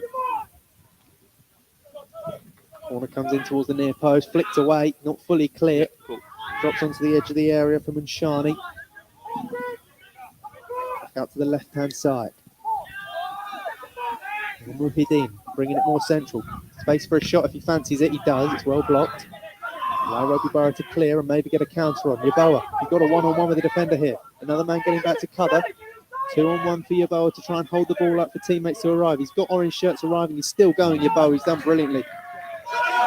As Bolden puts a challenge in, puts it behind for a Rugby Borough corner. It just gets them out, and they're now going to make their first change. Yeboah's done well there to gain yards. He's done very well. His side need it right now, and they need to take the pressure off. Crusaders has Essendon's gone down in the middle of the park. Don't know if it's a serious injury or a little bit of early time wasting. Or perhaps just that. It looks like cramp is what SEN is suffering from. And if he's cramping up now, about 40 minutes' time after hanging on with 10 men. It'll probably be 11 coming off. not worse than that. But the substitution is going to be made, and it's going to be Ruben Cooper, who is going to come on, and the man coming off for Rugby Borough is going to be Elliot Edwards. Yeah. Not made a huge impact for Rugby Borough. Certainly worked hard. I think that's a change in the midfield. Yeah, Edwards is a bit more of an attacking threat. Sorry, he went off the side, so I didn't see him. Using Coles. Losing Coles means Cooper comes on into the midfield to fill his spot. Here comes the corner. It's an in-swinger. It's a decent ball in. Flicked away. Not fully cleared. Shot comes in from the edge of the area. It was sliced. Still not fully clear. Eventually, Hertford can get rid of it. Look to play off Harry Peterson. They down the right-hand side. They've got men up here. Sonny Coffin's got space to run into. The defender looking to get back. It's good defending initially from SEN to close him off and force home. Hertford back. Range not inverted. Bobby Bolden slips the ball in for Coffin down the right-hand side. But comes in. Aaron SEN puts it behind for a corner, and it feels like this is going to be what much of the second half is. It's going to be Rugby Borough hanging on as best they can. Yeah, I totally agree. That red card just changed Rugby Borough's tactics slightly.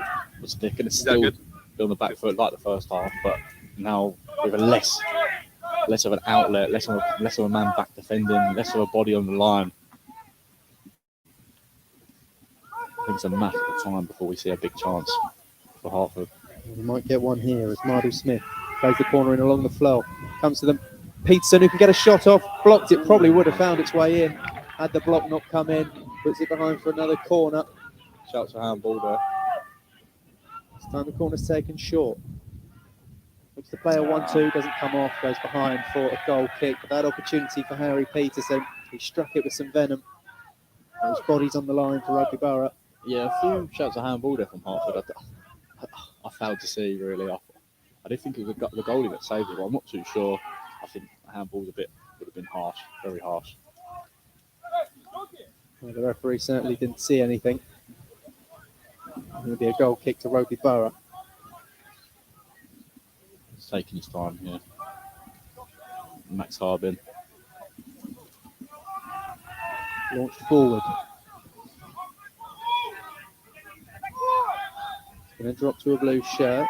Loops up in the air. Yeboah can get his head to it. Rugby Borough can get the ball down and play. But looks to hook it in behind for the pace of Yeboah. Bit of indecision between the goalkeeper and the defender, and it's going to allow Yeboah in. It doesn't quite drop for the number 9. It's a few times already that ball and the defender. Just GC9. Nice footwork that in the middle of the park. Looked forward towards Yeboah. Great play from Josh Yeboah. Oh, he's doing well in his own up there. Now with Taylor to Blair. Not a lot of options going forward. That's the result of being down to 10 men. You're always going to be that extra pass light. And it's nipped in there by Obang, who can look to race off down the right-hand side. Knocks it past his man, SEN, and looks to take it forward. On a kick. And SEN's gone down. Oh, no, back to his feet. Yeah. Yeah. Nearly a big mistake there from Jack Ball. Taken short. Very costly. Kick it left from Shana. Does he fancy a shot? No. Or is it further left for Jimmy just moved it a Doherty? teeny bit. Is that a The bit better? captain gets something going for his side here. Coughlin. Back with Doherty. Going to come in on his right foot, but he's dispossessed in doing so. And Rugby Borough can clear their line for now. Bit of a slip from Yeboah, which got him applying any sort of pressure on O'Dwyer. Hertford can come forward down the right-hand side. Nice little bits of link up between Hertford as they look to unlock this resolute back line. Shani, seen a lot of it in the second half. Looks to play a 1-2, able to force his way through initially. Stopped in his tracks. But they'll only come for Ali Muad'Din. Shots on perhaps. They'll play Obang down the right-hand side into the penalty area. Obang fires it into the far corner. Jamal Obang. And there's the goal that's been coming. Hertford Town Just GC9. lashed themselves level. And it's Jamal Obang. He's been the main threat. And it looks as though he's swapped wings in this half. And he's paid dividends as he lashes his side level. 1-1.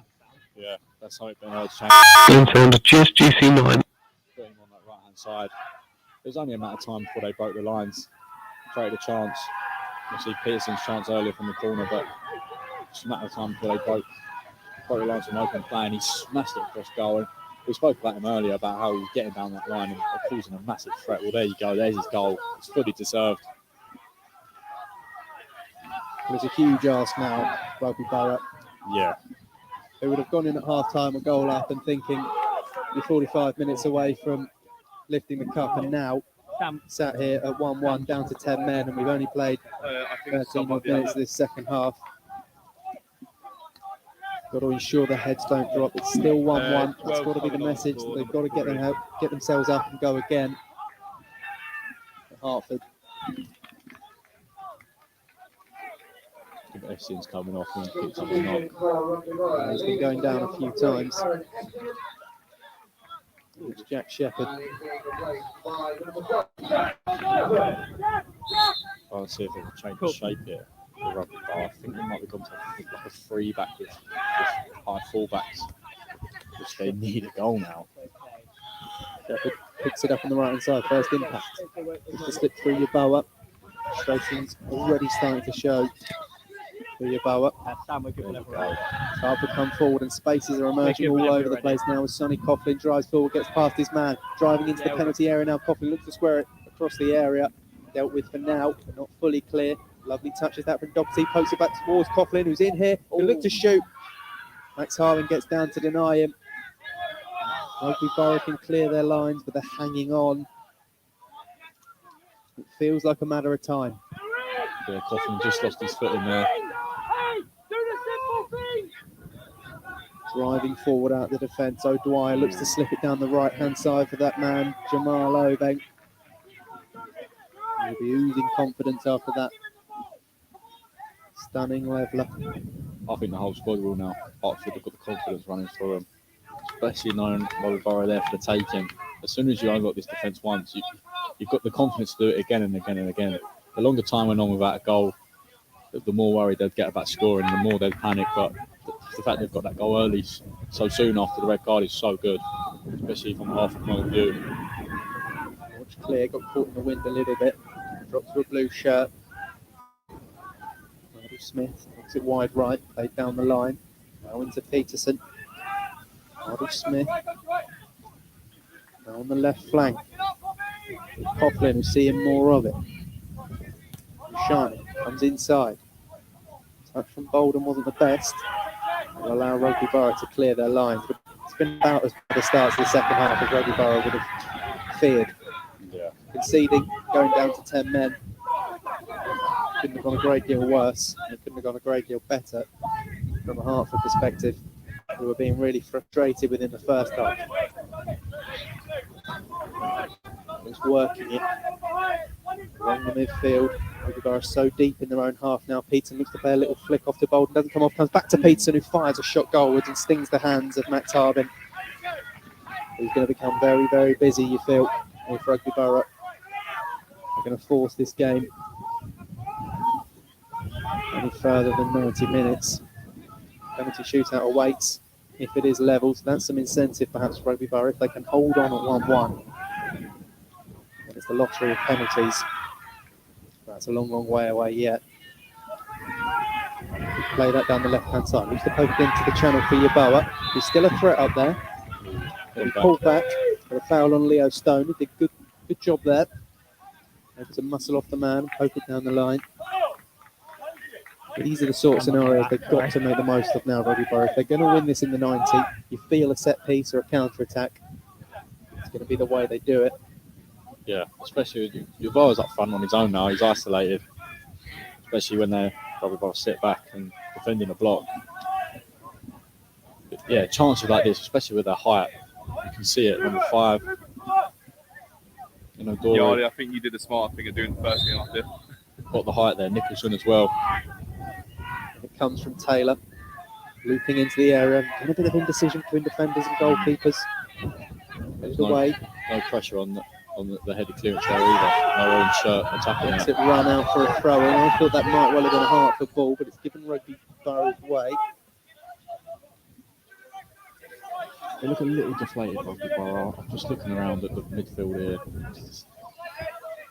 look a little deflated. Shepherd takes the throw. Touch from Blair, doesn't quite come off. And they can clear their lines. They can do so nicely, playing along the turf and across to the far side where Bobby Bolden is bolting forward at pace. Looks to play it into the channel, doesn't come off. Rugby can clear their lines. Yeboah's coming back from an offside position, so he can't interfere with play. He's got to get back up there. His side need him as an outlet. Launch long again. That's a very straight back through to Jack Ball.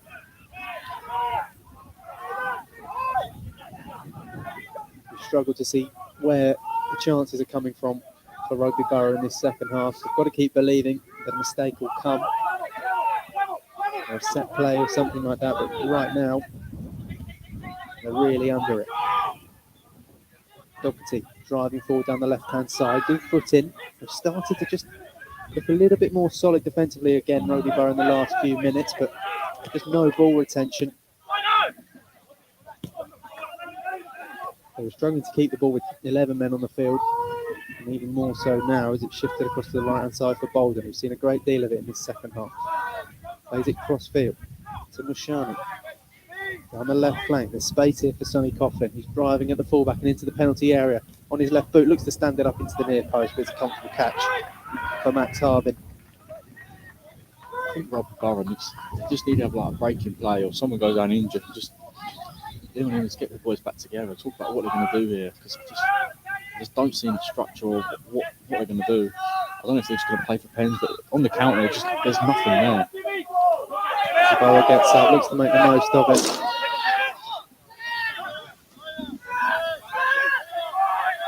Hertford will recycle. They're across to Bolden on the right-hand side, who seems to be in acres of space constantly. Ball for Obeng. Skips inside his man, falls back, good defending. Trying to let him get away, but he has done. Good pace from Obeng, rides the challenge, picks the ball up once more. In the end, he's surrounded by orange shirts. Foul goes the way of Hertford Town. Not convinced. I think the last foul was good. I think it's just a little nibbles on Obeng through it, and the advantage just kind of went. And that's why the ref's giving the decision the way he has. Wonderful footwork that from Mushani. Smashed off the back of it. He's gone in and he's blown. Oh. Well, I'm not sure what's happened here. Controversy. Mushani had it on the edge of the area. It was a lovely little run. It looked like a clearance was coming on. It hit Mushani, found its way in. The referee blows for something. Play forward on the right hand. They've got runners in behind, but to no avail.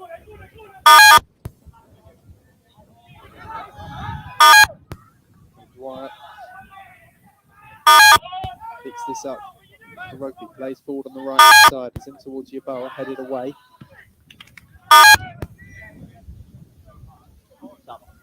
Sound just GC9. Throw in then Another sub there. for Rugby as a substitution is made. Craig Morangamwa joins the field of play. It was Michael Blair who's been replaced. Yeah.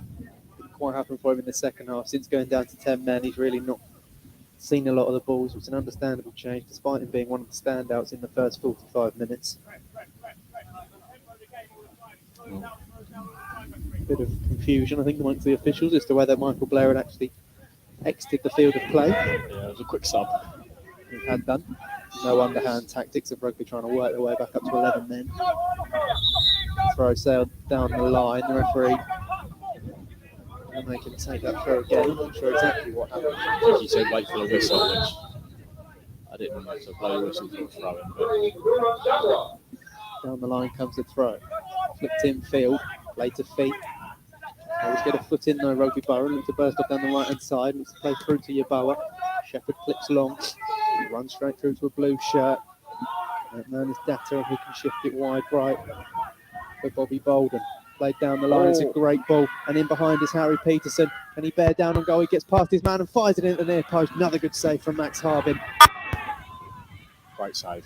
Great chance there. Peterson, I reckon he'll be kicking himself there. I think Nicholson just does enough to usher him wide. Fierce effort from Harry Peterson. Again, Max Harbin's equal to it. That's a bit of a rare mistake from Jamal Oben, who lets it run, and it will be a throw into Rugby Borough. A couple of times Max Harbin has been called into action in this second half.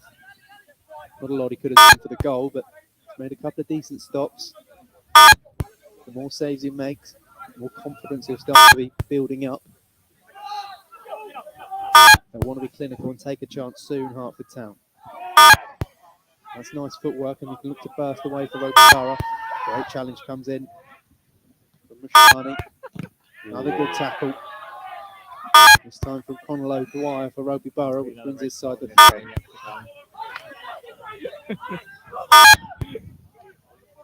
Just to give you a heads up, Sam, my battery's now on 20%, so when it gets to 10, I'll probably change it.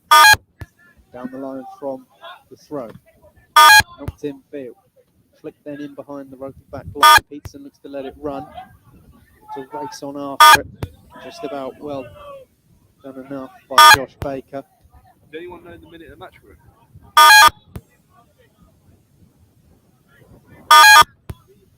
55th minute. Played on. Cool. Got it. Mahedin. Up to one. Receives it back. Drives in field now. Across the back line.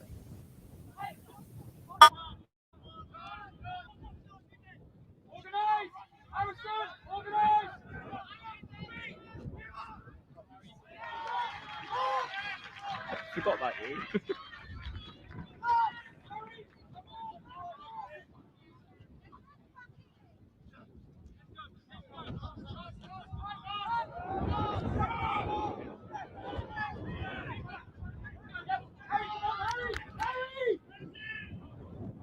Harry!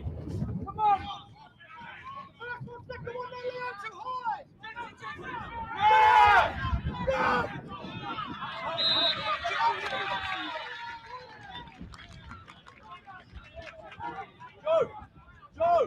Joe! You need to get a little bit too high. Stay connected more.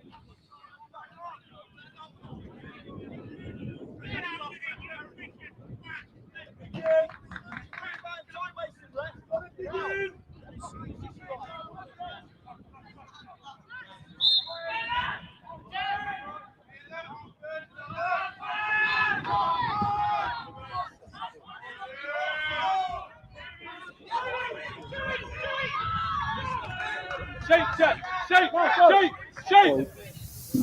He rolls it out, looks to get his side going. The time is just starting to tick on a little bit more in the second 45. We're into the last 20 minutes. Nice turn. Played onto the left flank now. Oh, well cut out. Cuts out and wins a free kick with defending that. The longer this drags on, the more Rugby Borough will start to believe that they can drag this game through to penalties. Yeah, well played from Shepherd there. Cut that pass out and then win a foul.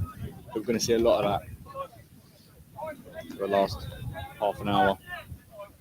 And they've just got to see the clock down the best way they can.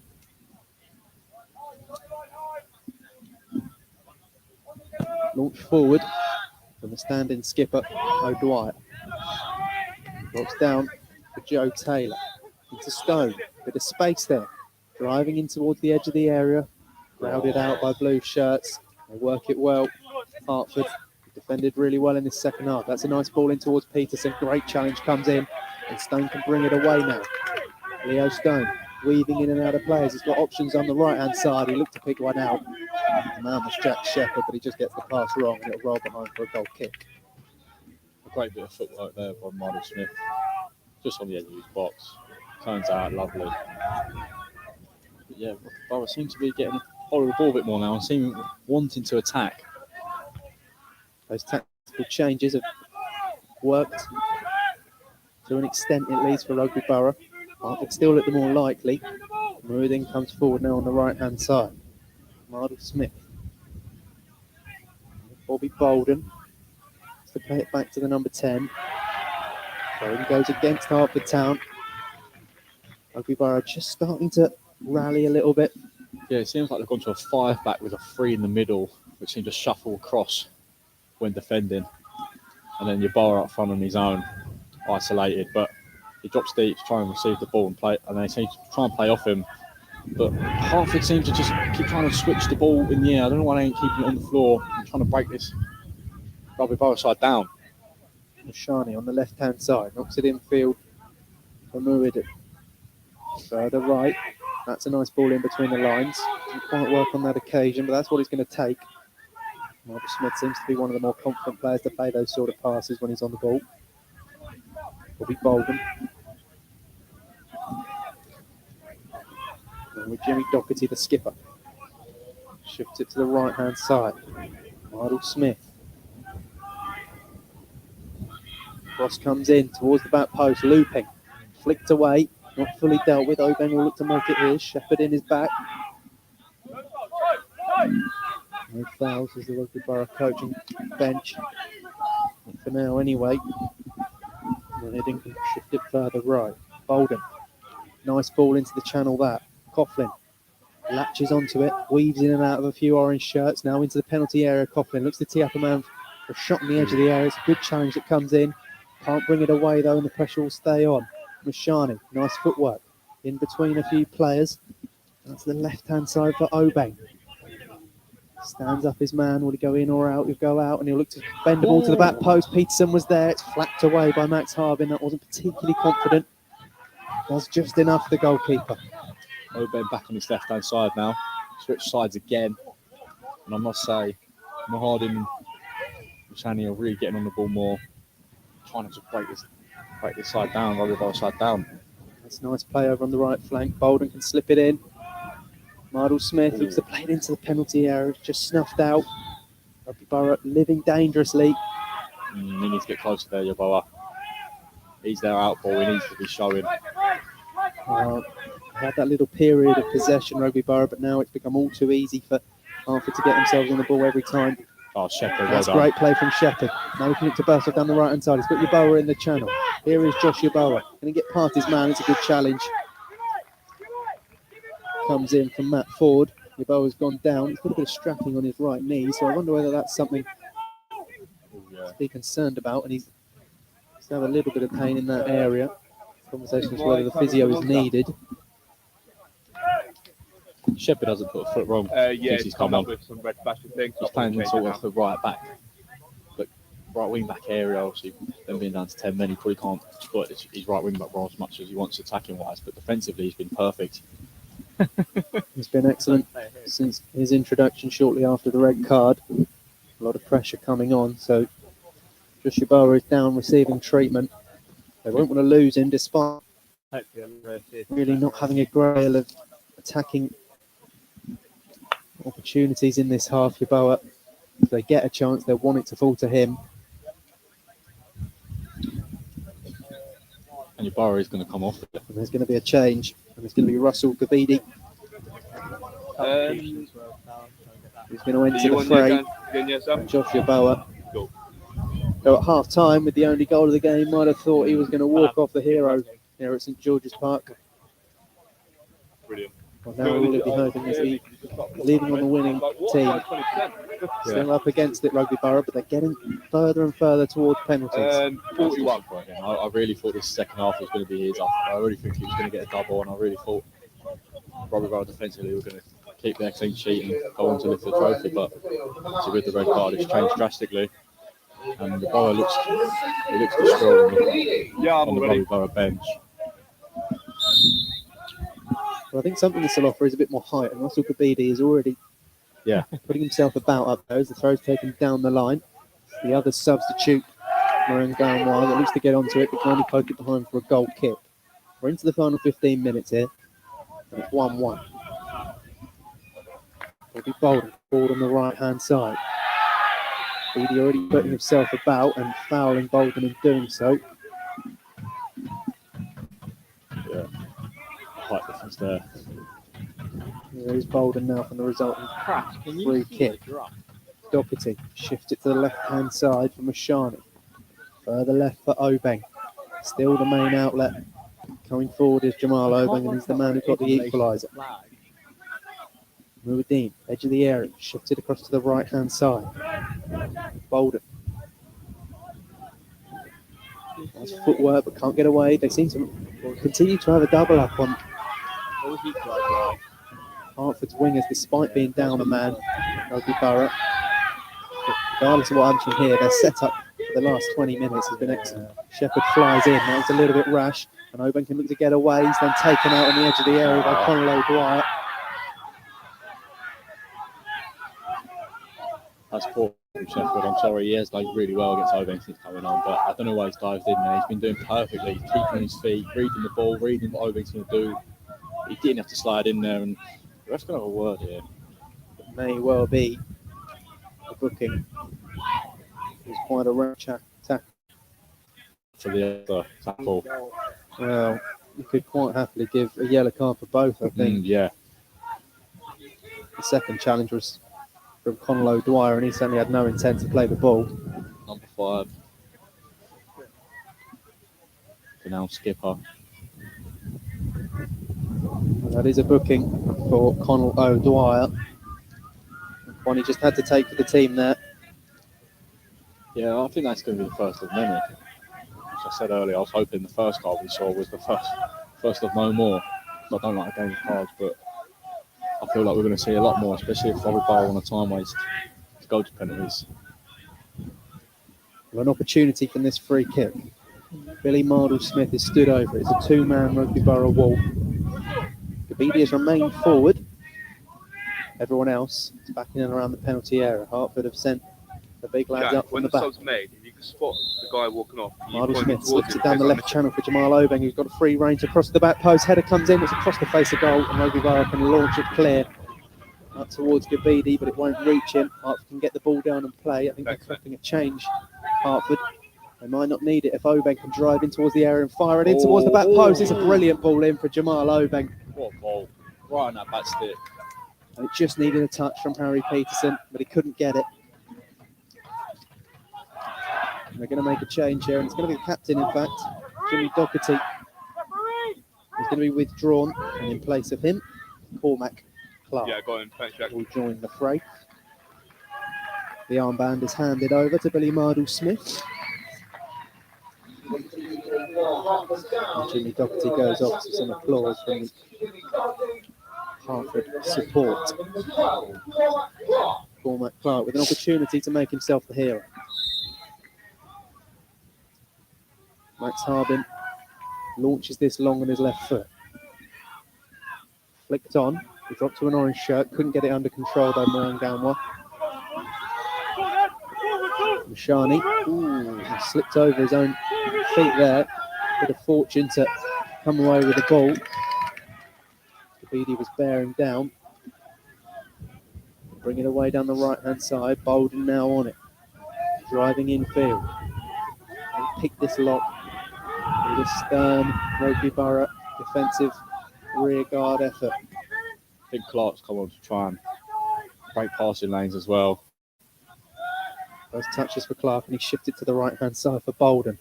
Now played down the channel. The cross can come in towards Peterson. It's headed away. Now back in towards Peterson again. That's good defending from O'Dwyer, and Rugby Borough can launch it clear. Now maybe something with Gabidi to work with.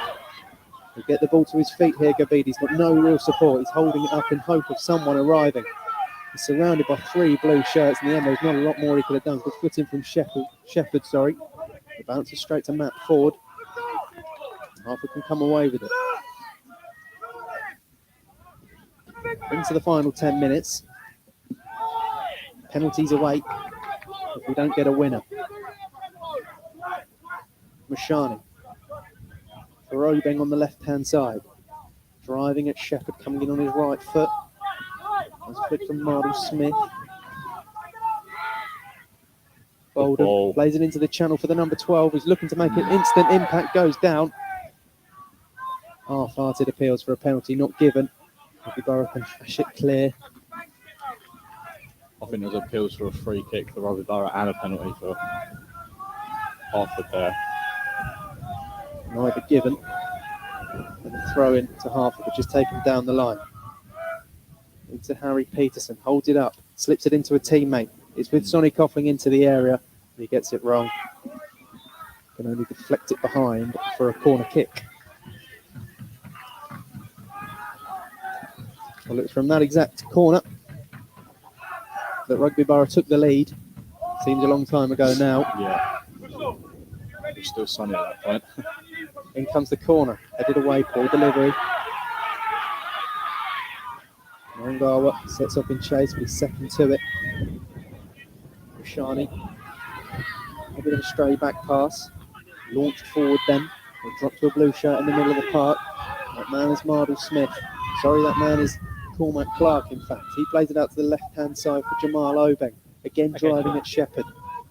Takes it to the line and looks to cross in his left foot. Got that one wrong. Jamal Obeng, we've sung his praises, but that time rather snatched at it. Yeah, first time I've seen him go down that left side. Oh, his of course, foot. yeah, of course. And then he tries to cut in on his right, whip across, will get shot away.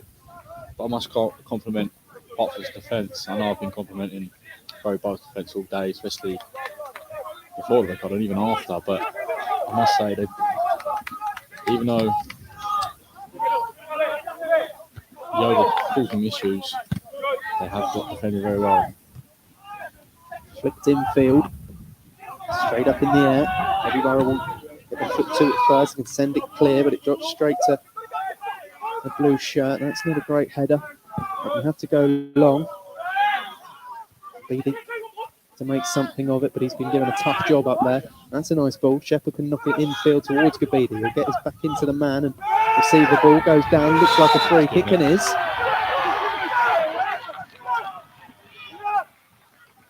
It was good play from Russell Gabidi. We've really been given a tough job up there. Yeah, I feel like only Shepherd's really given him an option. Here we go. Both of them look like causing issues since they've come on. Nothing too major, just giving a real battle, making this even harder for Hertford than it should be. Well, this is it, really, in terms of Rugby Borough going forward. This is the sort of opportunity they have to capitalise on if they're going to win it in the 90.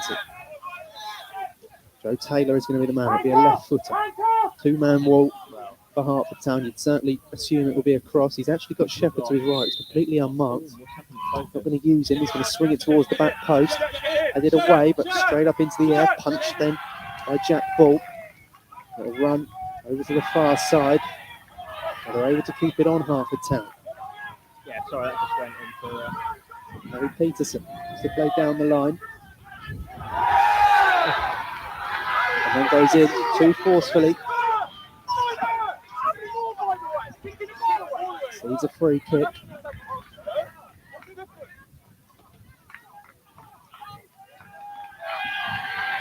Looks like the card's coming out.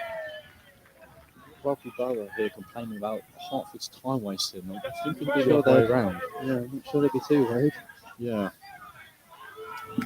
And there is the yellow card. Harry Peterson. Probably half of the challenge and half for kicking the ball away afterwards, which was a strange thing to do, given though Hertford are the team that you'd expect to be pushing on for a winner in these late stages. We've got to credit Rugby Borough though, because after going down to 10 men and conceding straight after, they could quite easily have folded. Whatever happened from here, they've done themselves pretty proud. Yeah, I did think they was going to fold. For the last 5 minutes after that, they didn't. Comes the ball in, it's an awkward one. And that'll be a foul on Jack Ball. Russell Gabidi went flying in on the goalkeeper, sent him into his own goal, and the physio's going to be on. It was a really good ball in from the kick. I think it was Joe Taylor who just pinged it in towards the far corner. It would have dropped into the far corner had the punch not come from Jack Ball. Gabidi was looking to apply the pressure. Yeah, I reckon it was a catchable ball, but because Gabidi was there, he had to go with a punch, which has then left him on the floor in a heap of pain by the looks of things. Is the ref going to put Gabidi here to have a word? Having a chat with Russell Gabidi, but it doesn't look like he's going to bring the card out on this occasion. It's the last warning, I think. What this is Gabidi? Not in front of goal, but just as a battle, making it harder for this back line. Just, chewing the ball and trying to find a breakthrough. Back underway then. Bolden plays forward to Peterson. Loses out. I've heard 14, but I don't know if that's on or off. A great deal of time on the ball for Leo Stone. He's able to spin nicely and Spots an option on the left-hand side. He clips a lovely ball into the path of the winger. Great touch that from Murangamwa. He just runs out of room. Runs out of luck. Bolden can pick it up. And Hertford can come forward in search of a winner. Obeng was on there with a little through ball. Shepherd come out of position. But Limo was screaming at Shepherd to get back. Jamal Obeng lays it down the left channel. Billy Marble-Smith, good challenge, Find out comes what in. 7 is, that'd be great, Jack. He stayed on the floor. I think that's Down. is that O'Deary. Dwyer, I think. Dwyer, sorry. Yeah, it is. And there's going to be another change for Hertford. See. With the introduction of Callum Howe in place of Sonny Coughlin. Yeah, looked right Sonny Coughlin in his second half. More so than the first. I think got the ball in good areas and run out of the defence. When he comes, Coughlin goes off. Didn't quite happen for him. He certainly looked bright. Just lacked that final bit of quality. No worries. I think we're going to be on for a fair bit of added time in a few minutes. Callum Howell gives you a good range of passing and apparently set pieces are one of his specialties, so maybe playing for set pieces could be a thing coming up and he'll be on them. Here come Hertford, they lay it back to Marble-Smith, shifted across to the right hand side where it'll be picked up by Harrison Datta. Shifted in behind, almost comes to Cormac Clark, and in the end it runs through to Max Harbin. We'll see the clock down that little bit more, and we're really running out of time here. Just couldn't get hold of that ball. It was proper fist into him. What's going on here? I think with a bit of afterwards, Conor Clark gave one of the Rugby Borough players a little nudge after not being able to control that ball. So just a little word for the substitute. Well, it's going to be 5 minutes. It's enough time for a goal. 5 minutes to find a winner, Hertford Town, or maybe even Rugby Borough, as Gabidi's on it on the left-hand side. Quickly hounded out by a good 4 players of Hertford Town that surrounded Gabidi. A winner throw. The crowd going to come out. Who's that for? Russell Gabidi. I think it was bound to happen sometime soon. I think. He was on the last warning. I think that's what the referee was Yeah. saying. And I can't see exactly what he did wrong, but it's into the book.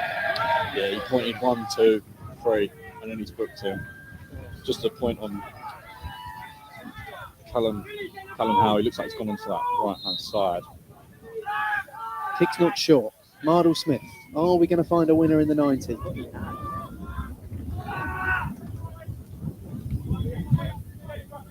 Shani plays down the left flank. Jamal Obeng, has he got something left to say? Drives in with his right foot. Good challenge. Shepherd looks to race onto it.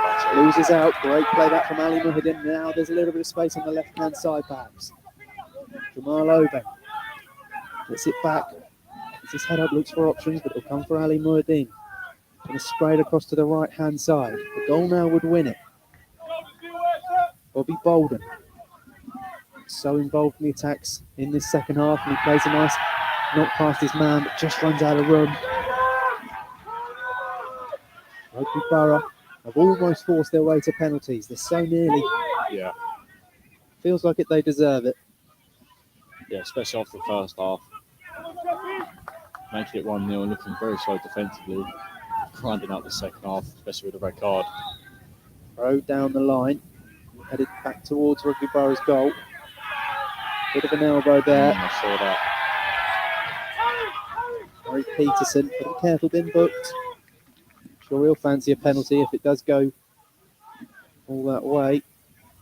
We've just allowed Rugby Borough to take their time. We've got 3 minutes left of the 5 added. To be fair, since the goal, we've not really seen a big Hertford chance. Felt like when that goal went in, that was going to lead to, I mean, it was a string of chances that led to the goal. Nothing really materialised since. They've got 3 minutes to try and find something.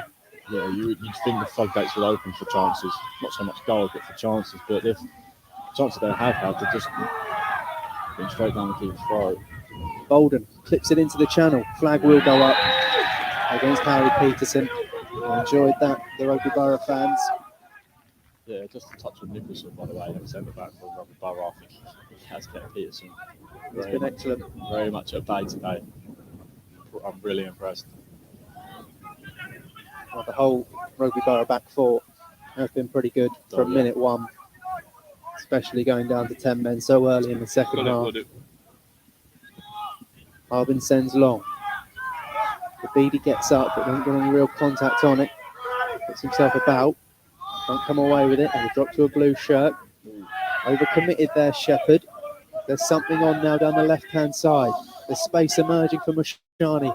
He can race onto it down the left flank. Shepherd will look to get back and batters into his man. Free kick, Hertford Town. I think Shepherd's, he's trying to make amends for being out of position. He don't have to be this high, not at this stage of the game. And not with the clock ticking, and especially with the scoreline. He shouldn't be that high, and I think he's just trying to make amends by getting back. And the ball's going out of play, and you can just see it. But decides to use his body, which could say a little soft, but he's a little bit out of control the way he flew in, and he's going to get a booking. Yeah, that is his that second foul, I think. He flew in earlier. So a minute to go of 5 added. It's pretty much now or never for Hertford Town. Free kick, dangerous position. They pack the penalty area. Everyone is back for Rugby Borough. Pretty much everyone is up for Hertford. I think it's Mohardin on this. Mohardin. One-man wall. Can he get the delivery right? In it comes, right-footed, over. Looks as though he's going to go all the way out. They managed to keep it in. In fact, scrambling around the penalty area for Rugby Borough. Hammer it clear. Danger not fully averted. We've got about 30 seconds left to play. There's a slip! There's a slip! And Gabini's in to win it for Rugby Borough. Gabini bearing down a goal, goes for goal, and bends it just over the bar. Wow. Russell Gabini. I think Musahin did enough to breathe down Hardin's neck to make him rush that shot. And now a foul. Wow, that is a chance. Just inside. Rugby Borough half, and Hertford will get one last chance to send the ball into the box. High drama here at St George's Park. Russell Gabidi. Wow. Sorry, I just want to pick up Wazahin there. He's absolutely sprinting back there, like his life depended on it, and that's why Gabidi's shot was rushed. He was still on the edge of the box when he shot. See, Jack Ball's quite off his line, so I think he's trying to just curve it around and into that top corner, but he's just hit it too much over. The yellow card is out again. Ruben Cooper on this occasion. And we've played almost 6 minutes now, so this really is it. Well, sorry, I really think it's a big chance, and I think if Hertford score here, they'll look at that as the chance that lost them this cup final in this game. They've been waiting for it all half, waiting for a mistake. Said that the way they were going to get it was a mistake or a set piece. The mistake came, and Gabidi bearing down on goal. You wonder whether he shot too early, whether he could have got closer to the keeper. Not to be. And this is it then. Hertford Town. They're going to send everyone forward. Muradin sends it into the penalty area. He's dropping down the keeper's throat. He claims it well.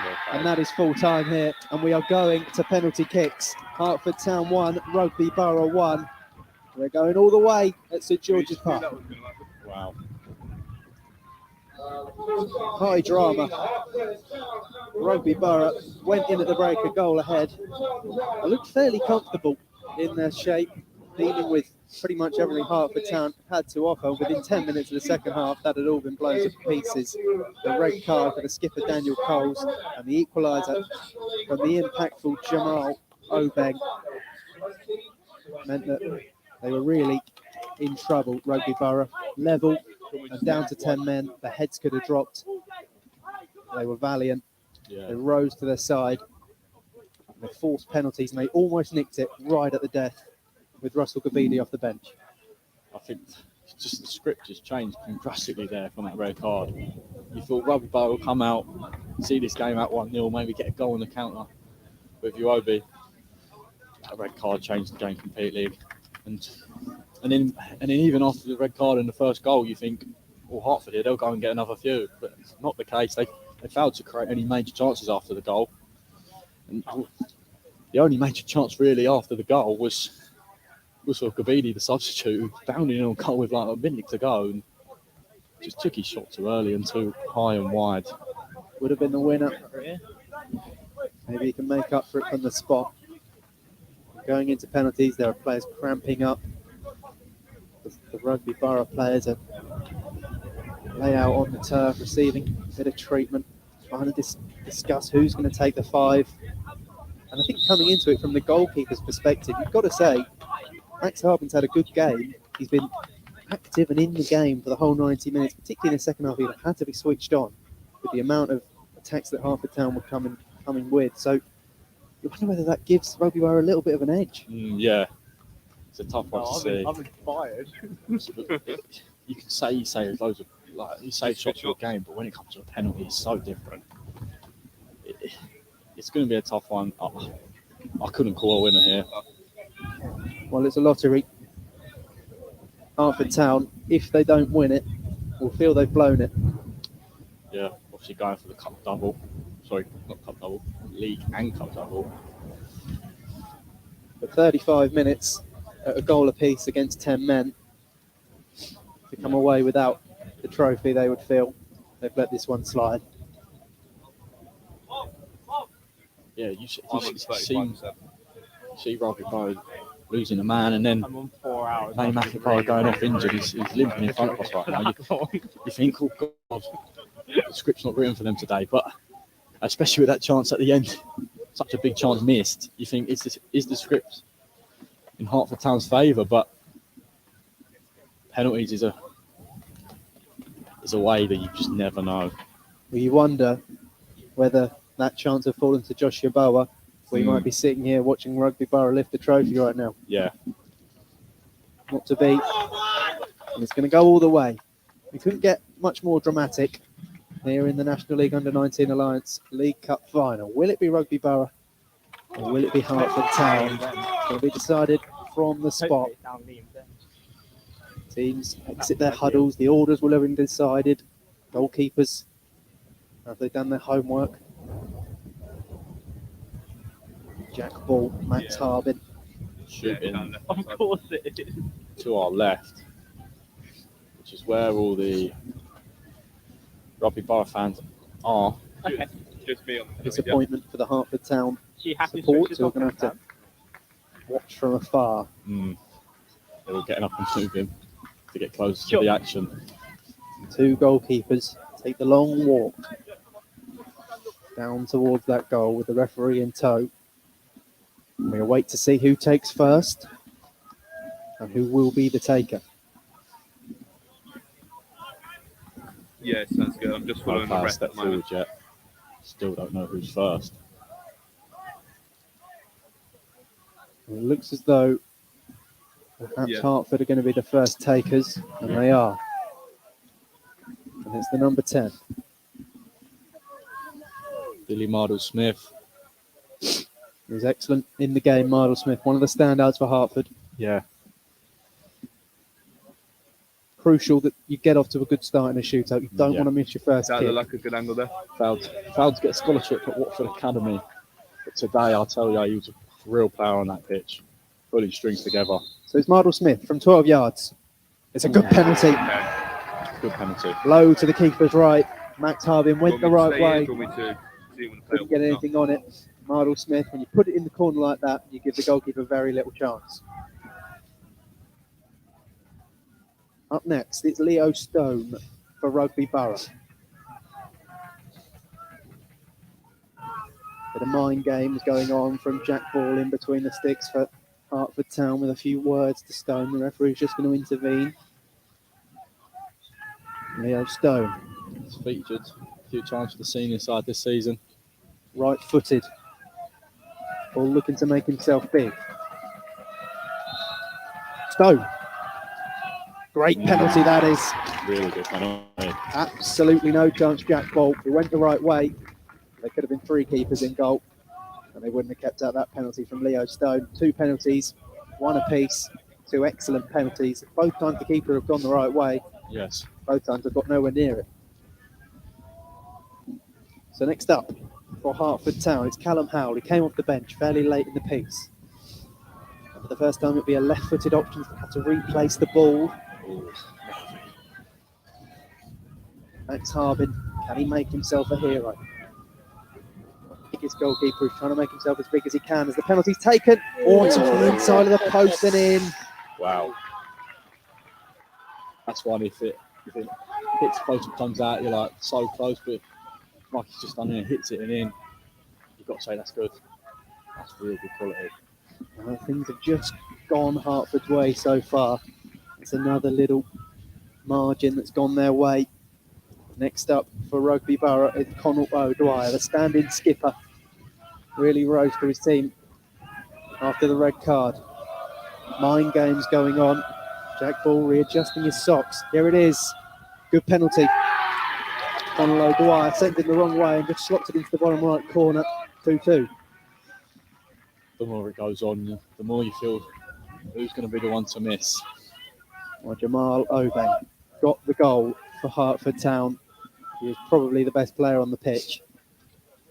But that can all change if he can't fire this ball past Max Harbin. He's done it once today. Obeng, 12 yards, right-footed. Save! Max Harbin! Down low to his left, palms it away. And Jamal Obeng from hero to villain. And Rugby Borough have a chance to go in front in the shootout.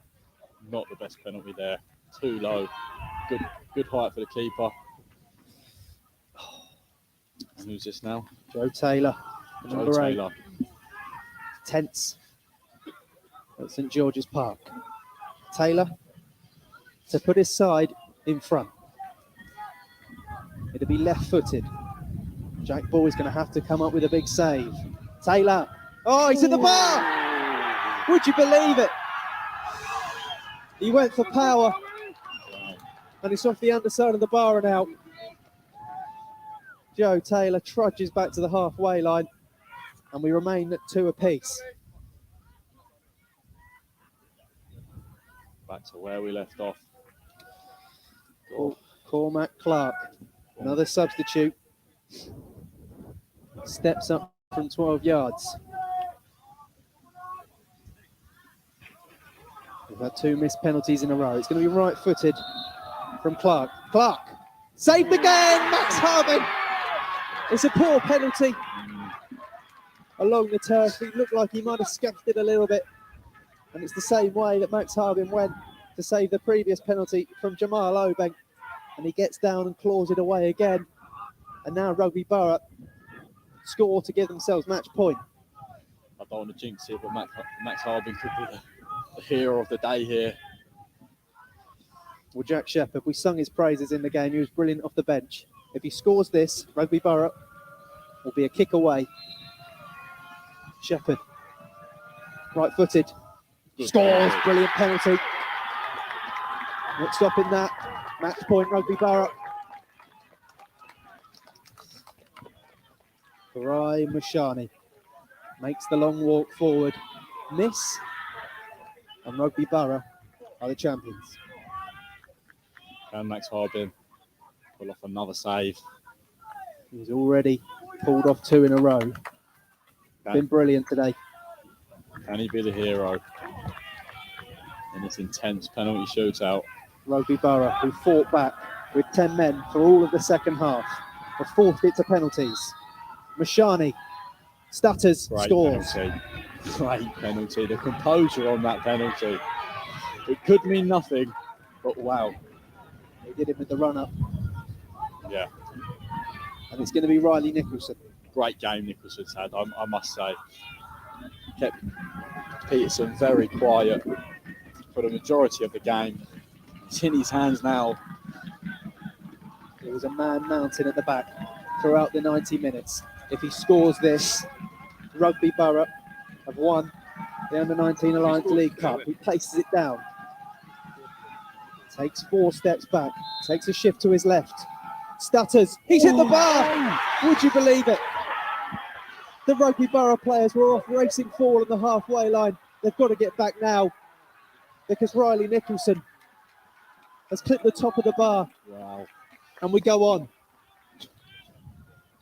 Jack Ball's heart is 100% in his stomach there, diving the wrong way, watching it glide up. It's hit the bar. Well, both penalties that Rugby Borough have missed have hit the crossbar. And it's going to be Matt Ford. Are we in sudden death now? We're in sudden death, and suddenly it all shifts. And Wow. if Ford scores, Rugby Borough will have to score. Settles himself forward, left-footed, scores. Calm as you like, straight down the middle. 2 composed penalties in a row there for Hertford. And suddenly, it all shifts. And suddenly, we've gone from Max Hardman being the hero.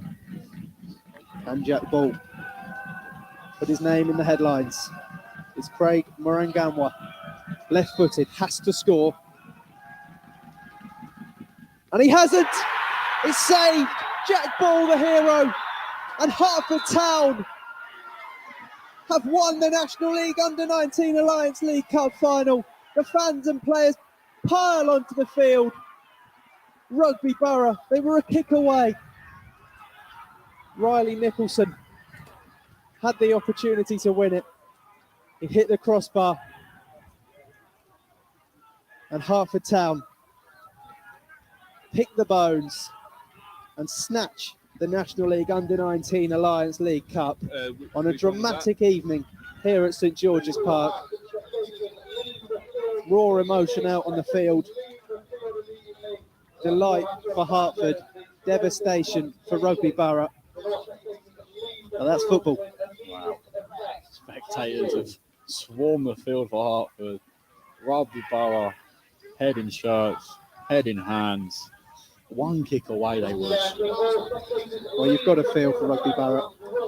Not only did they dig in 40 minutes with 10 men to force the shootout, but they were a kick away, and they were the width of the crossbar away. God.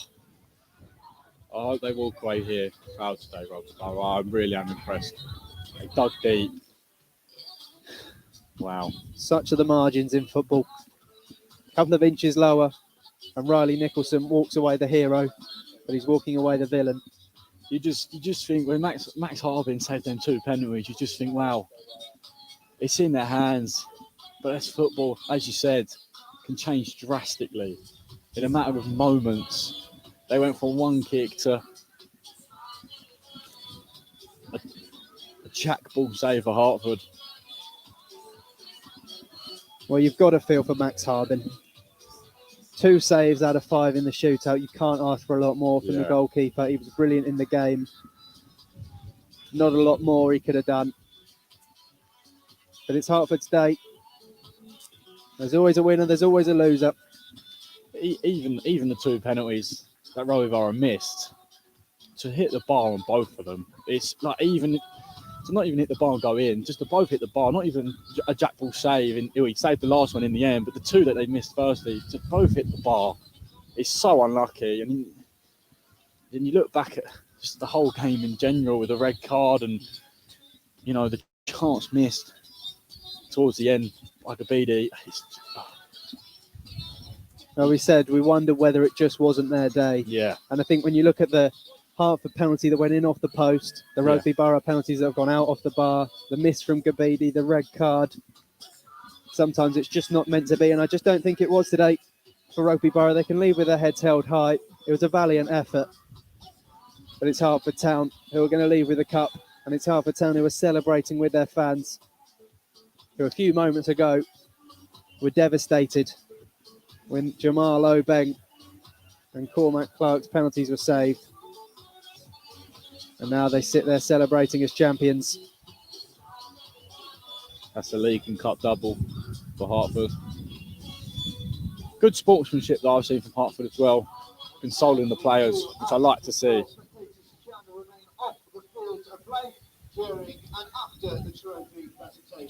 Well, the trophy will be presented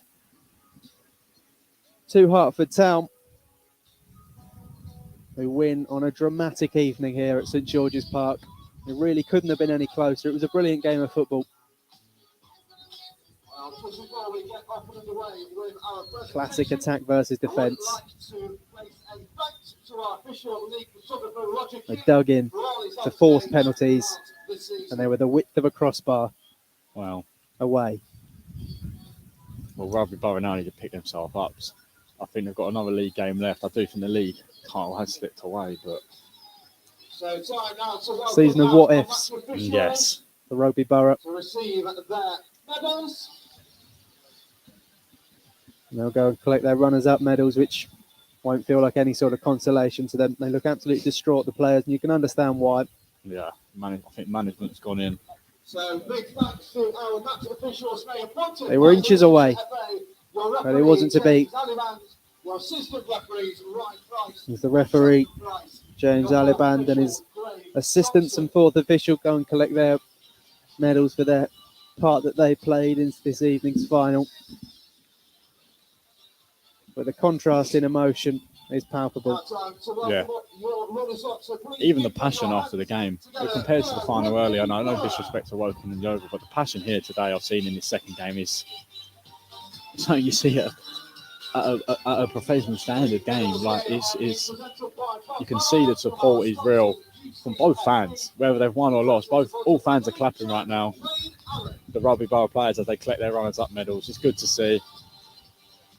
Heartbreak for Rugby Borough. They collect their medals.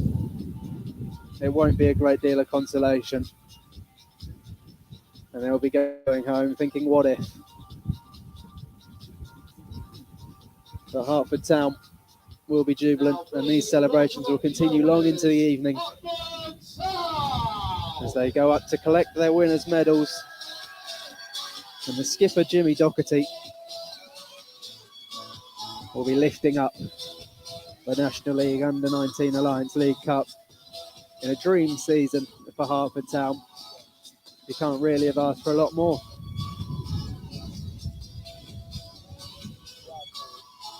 Collecting medals, and eventually the trophy will be presented to Hertford. You just think if there was another half hour of football there of extra time, there's that shift in what happened and what we've seen today. It's all what ifs. But I'm very impressed with both sides. I really am. I think both sides could walk out of here proud. The fight they brought. Both sides gave it their all. Passion, skill and desire. It wasn't to be for Rugby Borough, and there can only be one winners, and those are the players and staff of Hertford Town. Who in 2023 will lift the National League Under-19 Alliance League Cup. Hertford Town lift the trophy, led by the captain Jimmy Doherty, and the celebrations begin for Hertford and will no doubt continue long into the evening. Rugby Borough will be left thinking, what if? Hertford Town will be delighted as Jimmy Doherty raising the cup in front of the adoring Hertford Town supporters. Well done, Hertford Town. And Rugby Borough should be proud as well. An excellent game of football between two really good sides. It was a difference in style. Hertford had a lot of the ball. The stats will say they dominated the game, but it was the heart and passion shown by Rugby Borough, who really, just that never say die attitude, digging in for so long. And they just came up short. Yeah, the game itself, a game of two halves, really. I know you could talk about Rugby Borough on the back foot for both halves, but their attacking output just withered away after the red card. So it just seems inevitable that Hertford were going to get a goal and win the game, but not the way it's ended. No, I didn't think it'd go penalties, especially after the red card, and I didn't think it'd go penalties after watching that first half. I didn't see a Rugby Borough conceding at all. Obviously, events changed that, but a really good game. I'm really pleased with what I've seen today. Well, it feels a long time ago now, but Joshua Bauer was the man who gave Rugby Borough the lead in the first half with a bullet header. It was then cancelled out by Jamal Obeng, who lashed it in at the near post. That was after Daniel Coles was given his marching orders. Rugby Borough wouldn't let go. They dug in all the way to penalties, and they were a kick away. Riley Nicholson stepped up with the trophy in his grasp. It just slips away from him and Rugby Borough. And they're left with all the disappointment and frustration in Hertford Town. Are left delighted. And post-match interviews will be shortly following. Yeah, I wonder who they're going to get over here. Probably the manager of Hertford. Well, I think you're going to struggle to pull any of the players away from the post-match celebrations. They're absolutely jubilant over that. Yeah, 100%. And why not? Most of them, this will be the biggest win of their footballing career so far, on a day that they can really look back on, and in future years when they press on with their careers, they'll look back on today and think maybe that was a big day in their career. And even for Rugby Borough, they can be proud of the way they played. 100%. Take it forward. Both teams had stand-up players today. I'll make sure of that, to tell you that Mardell Smith, Obeng, Nicholson for Rugby Borough. And we've got post-match interview coming up very shortly. We'll pass you over to that as soon as it is ready. Thank you very much for joining us with the coverage so far. And we'll pass you over to the post-match interview. Losing on penalties is, of course, tough to take. But what did you think of your team's performance as a whole? Fantastic. To go down to 10 men with probably less than 2 minutes into the second half, they've shown brilliant courage, great spirit. Work the socks off. You can't ask any more, really. Obviously, cruel way to lose, but that's the game. You know, and we've had an opportunity there to win it on the kick, but we haven't. So, but in terms of how they've applied themselves in that second half was fantastic. I mean, I'll have to see it again, but I think the rest really, really keen to get that second yellow card out. Being totally honest, I think it was really the course of the game. So you think the referee's performance did have a big impact on that result? I'm not saying his performance did. What I'm saying is I think that decision in the first minute of the second half has had an impact on the game. I think he was just a bit too quick to make that decision, but that's football, isn't it? So, but after that, I thought the lads dug in and were fantastic. And going forward, how do you pick your team up from a result like this? I mean, there's not a lot you can really say. You know, it's a bit raw at the moment, and it's going to be. But you know, they're back in tomorrow morning, so it'll be a recovery session in the morning. And yeah, they were right. They're a resilient bunch of young people, and I'm sure they'll bounce back from this. But again, in these programs, these academy programs, it's all about the development of young players, and hopefully they'll learn from this experience and maybe make better choices in certain aspects of that game. But yeah, it's disappointing, obviously. And then do you expect most of these players to stay on next season, or is the aim to get them into more academies and professional No, clubs? I think that we've got a relatively mixed sort of group of first, second years and third years. So I'd say the majority will be with us next season.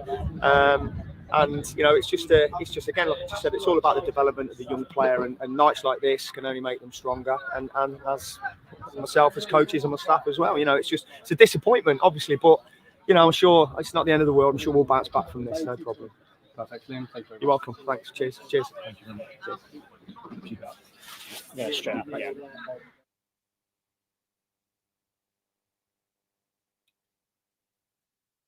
But also a sense of pride in his team, I think. Yeah, we've got Ben Hurd here now. And we'll go across now to hear from the opposite manager and his thoughts on his side's victory. To be honest with you, I think we rode our luck a little bit. You know, penalties is always a lottery. Excuse the cliche and the pun, but fantastic. I'm so proud of the boys, to be honest with you. I'm over the moon, and you know, to go and win the league a couple of weeks ago and then to go and do this now is incredible. To be national champions at under 19 level is a great feat, and something that these boys will remember for the rest of their lives. And their memories coming here today and everything that goes with it is surreal, and I'm so pleased for them that they've got some great memories. It really do. I glad for that. You won the double. Like, what does it mean to the boys? It's incredible, you know. Look, we work extremely hard, and they're getting pushed, and you've got to remember we have 32 boys to pull from. You know, that's the size of our academy. It's very small. So to go and do a double at national level, we're only 32 boys, and we sold one of them to Watford, and one of them unfortunately had leukemia all year.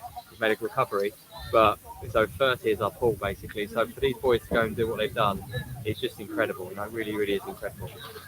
It really is incredible. It's an amazing achievement. What do you think was the turning point in the game? Well, clearly the sending off, I think, was a big turning point, wasn't it? You know, felt we didn't really play well first half. It wasn't true to how we want to play. I think the occasion maybe got to 1 or 2 as well. We weren't brave enough on the ball. Fair play to them. They made it difficult for us. They were racing on us all over the pitch. Didn't let us settle at all. So, you know, credit to them. But overall, it was a sending off, I think, that really made a difference. And should have done better when that you know took advantage of the 10 men, but we didn't quite as much as I'd like to. But in fairness, look, they sucked 10 men behind the ball, which you probably would. Made it really difficult for us to break them down, but we did well. Congratulations. Winning on penalties must be incredible. How proud are you of the boys? It's unbelievable. Like I said, keep saying, we played Aveley actually in the FA Cup. I think it was like 4th qualifying round, and I really fancied these boys did quite well this year. And we played really well, and they nicked an equaliser in the last minute, and we subsequently lost on penalties.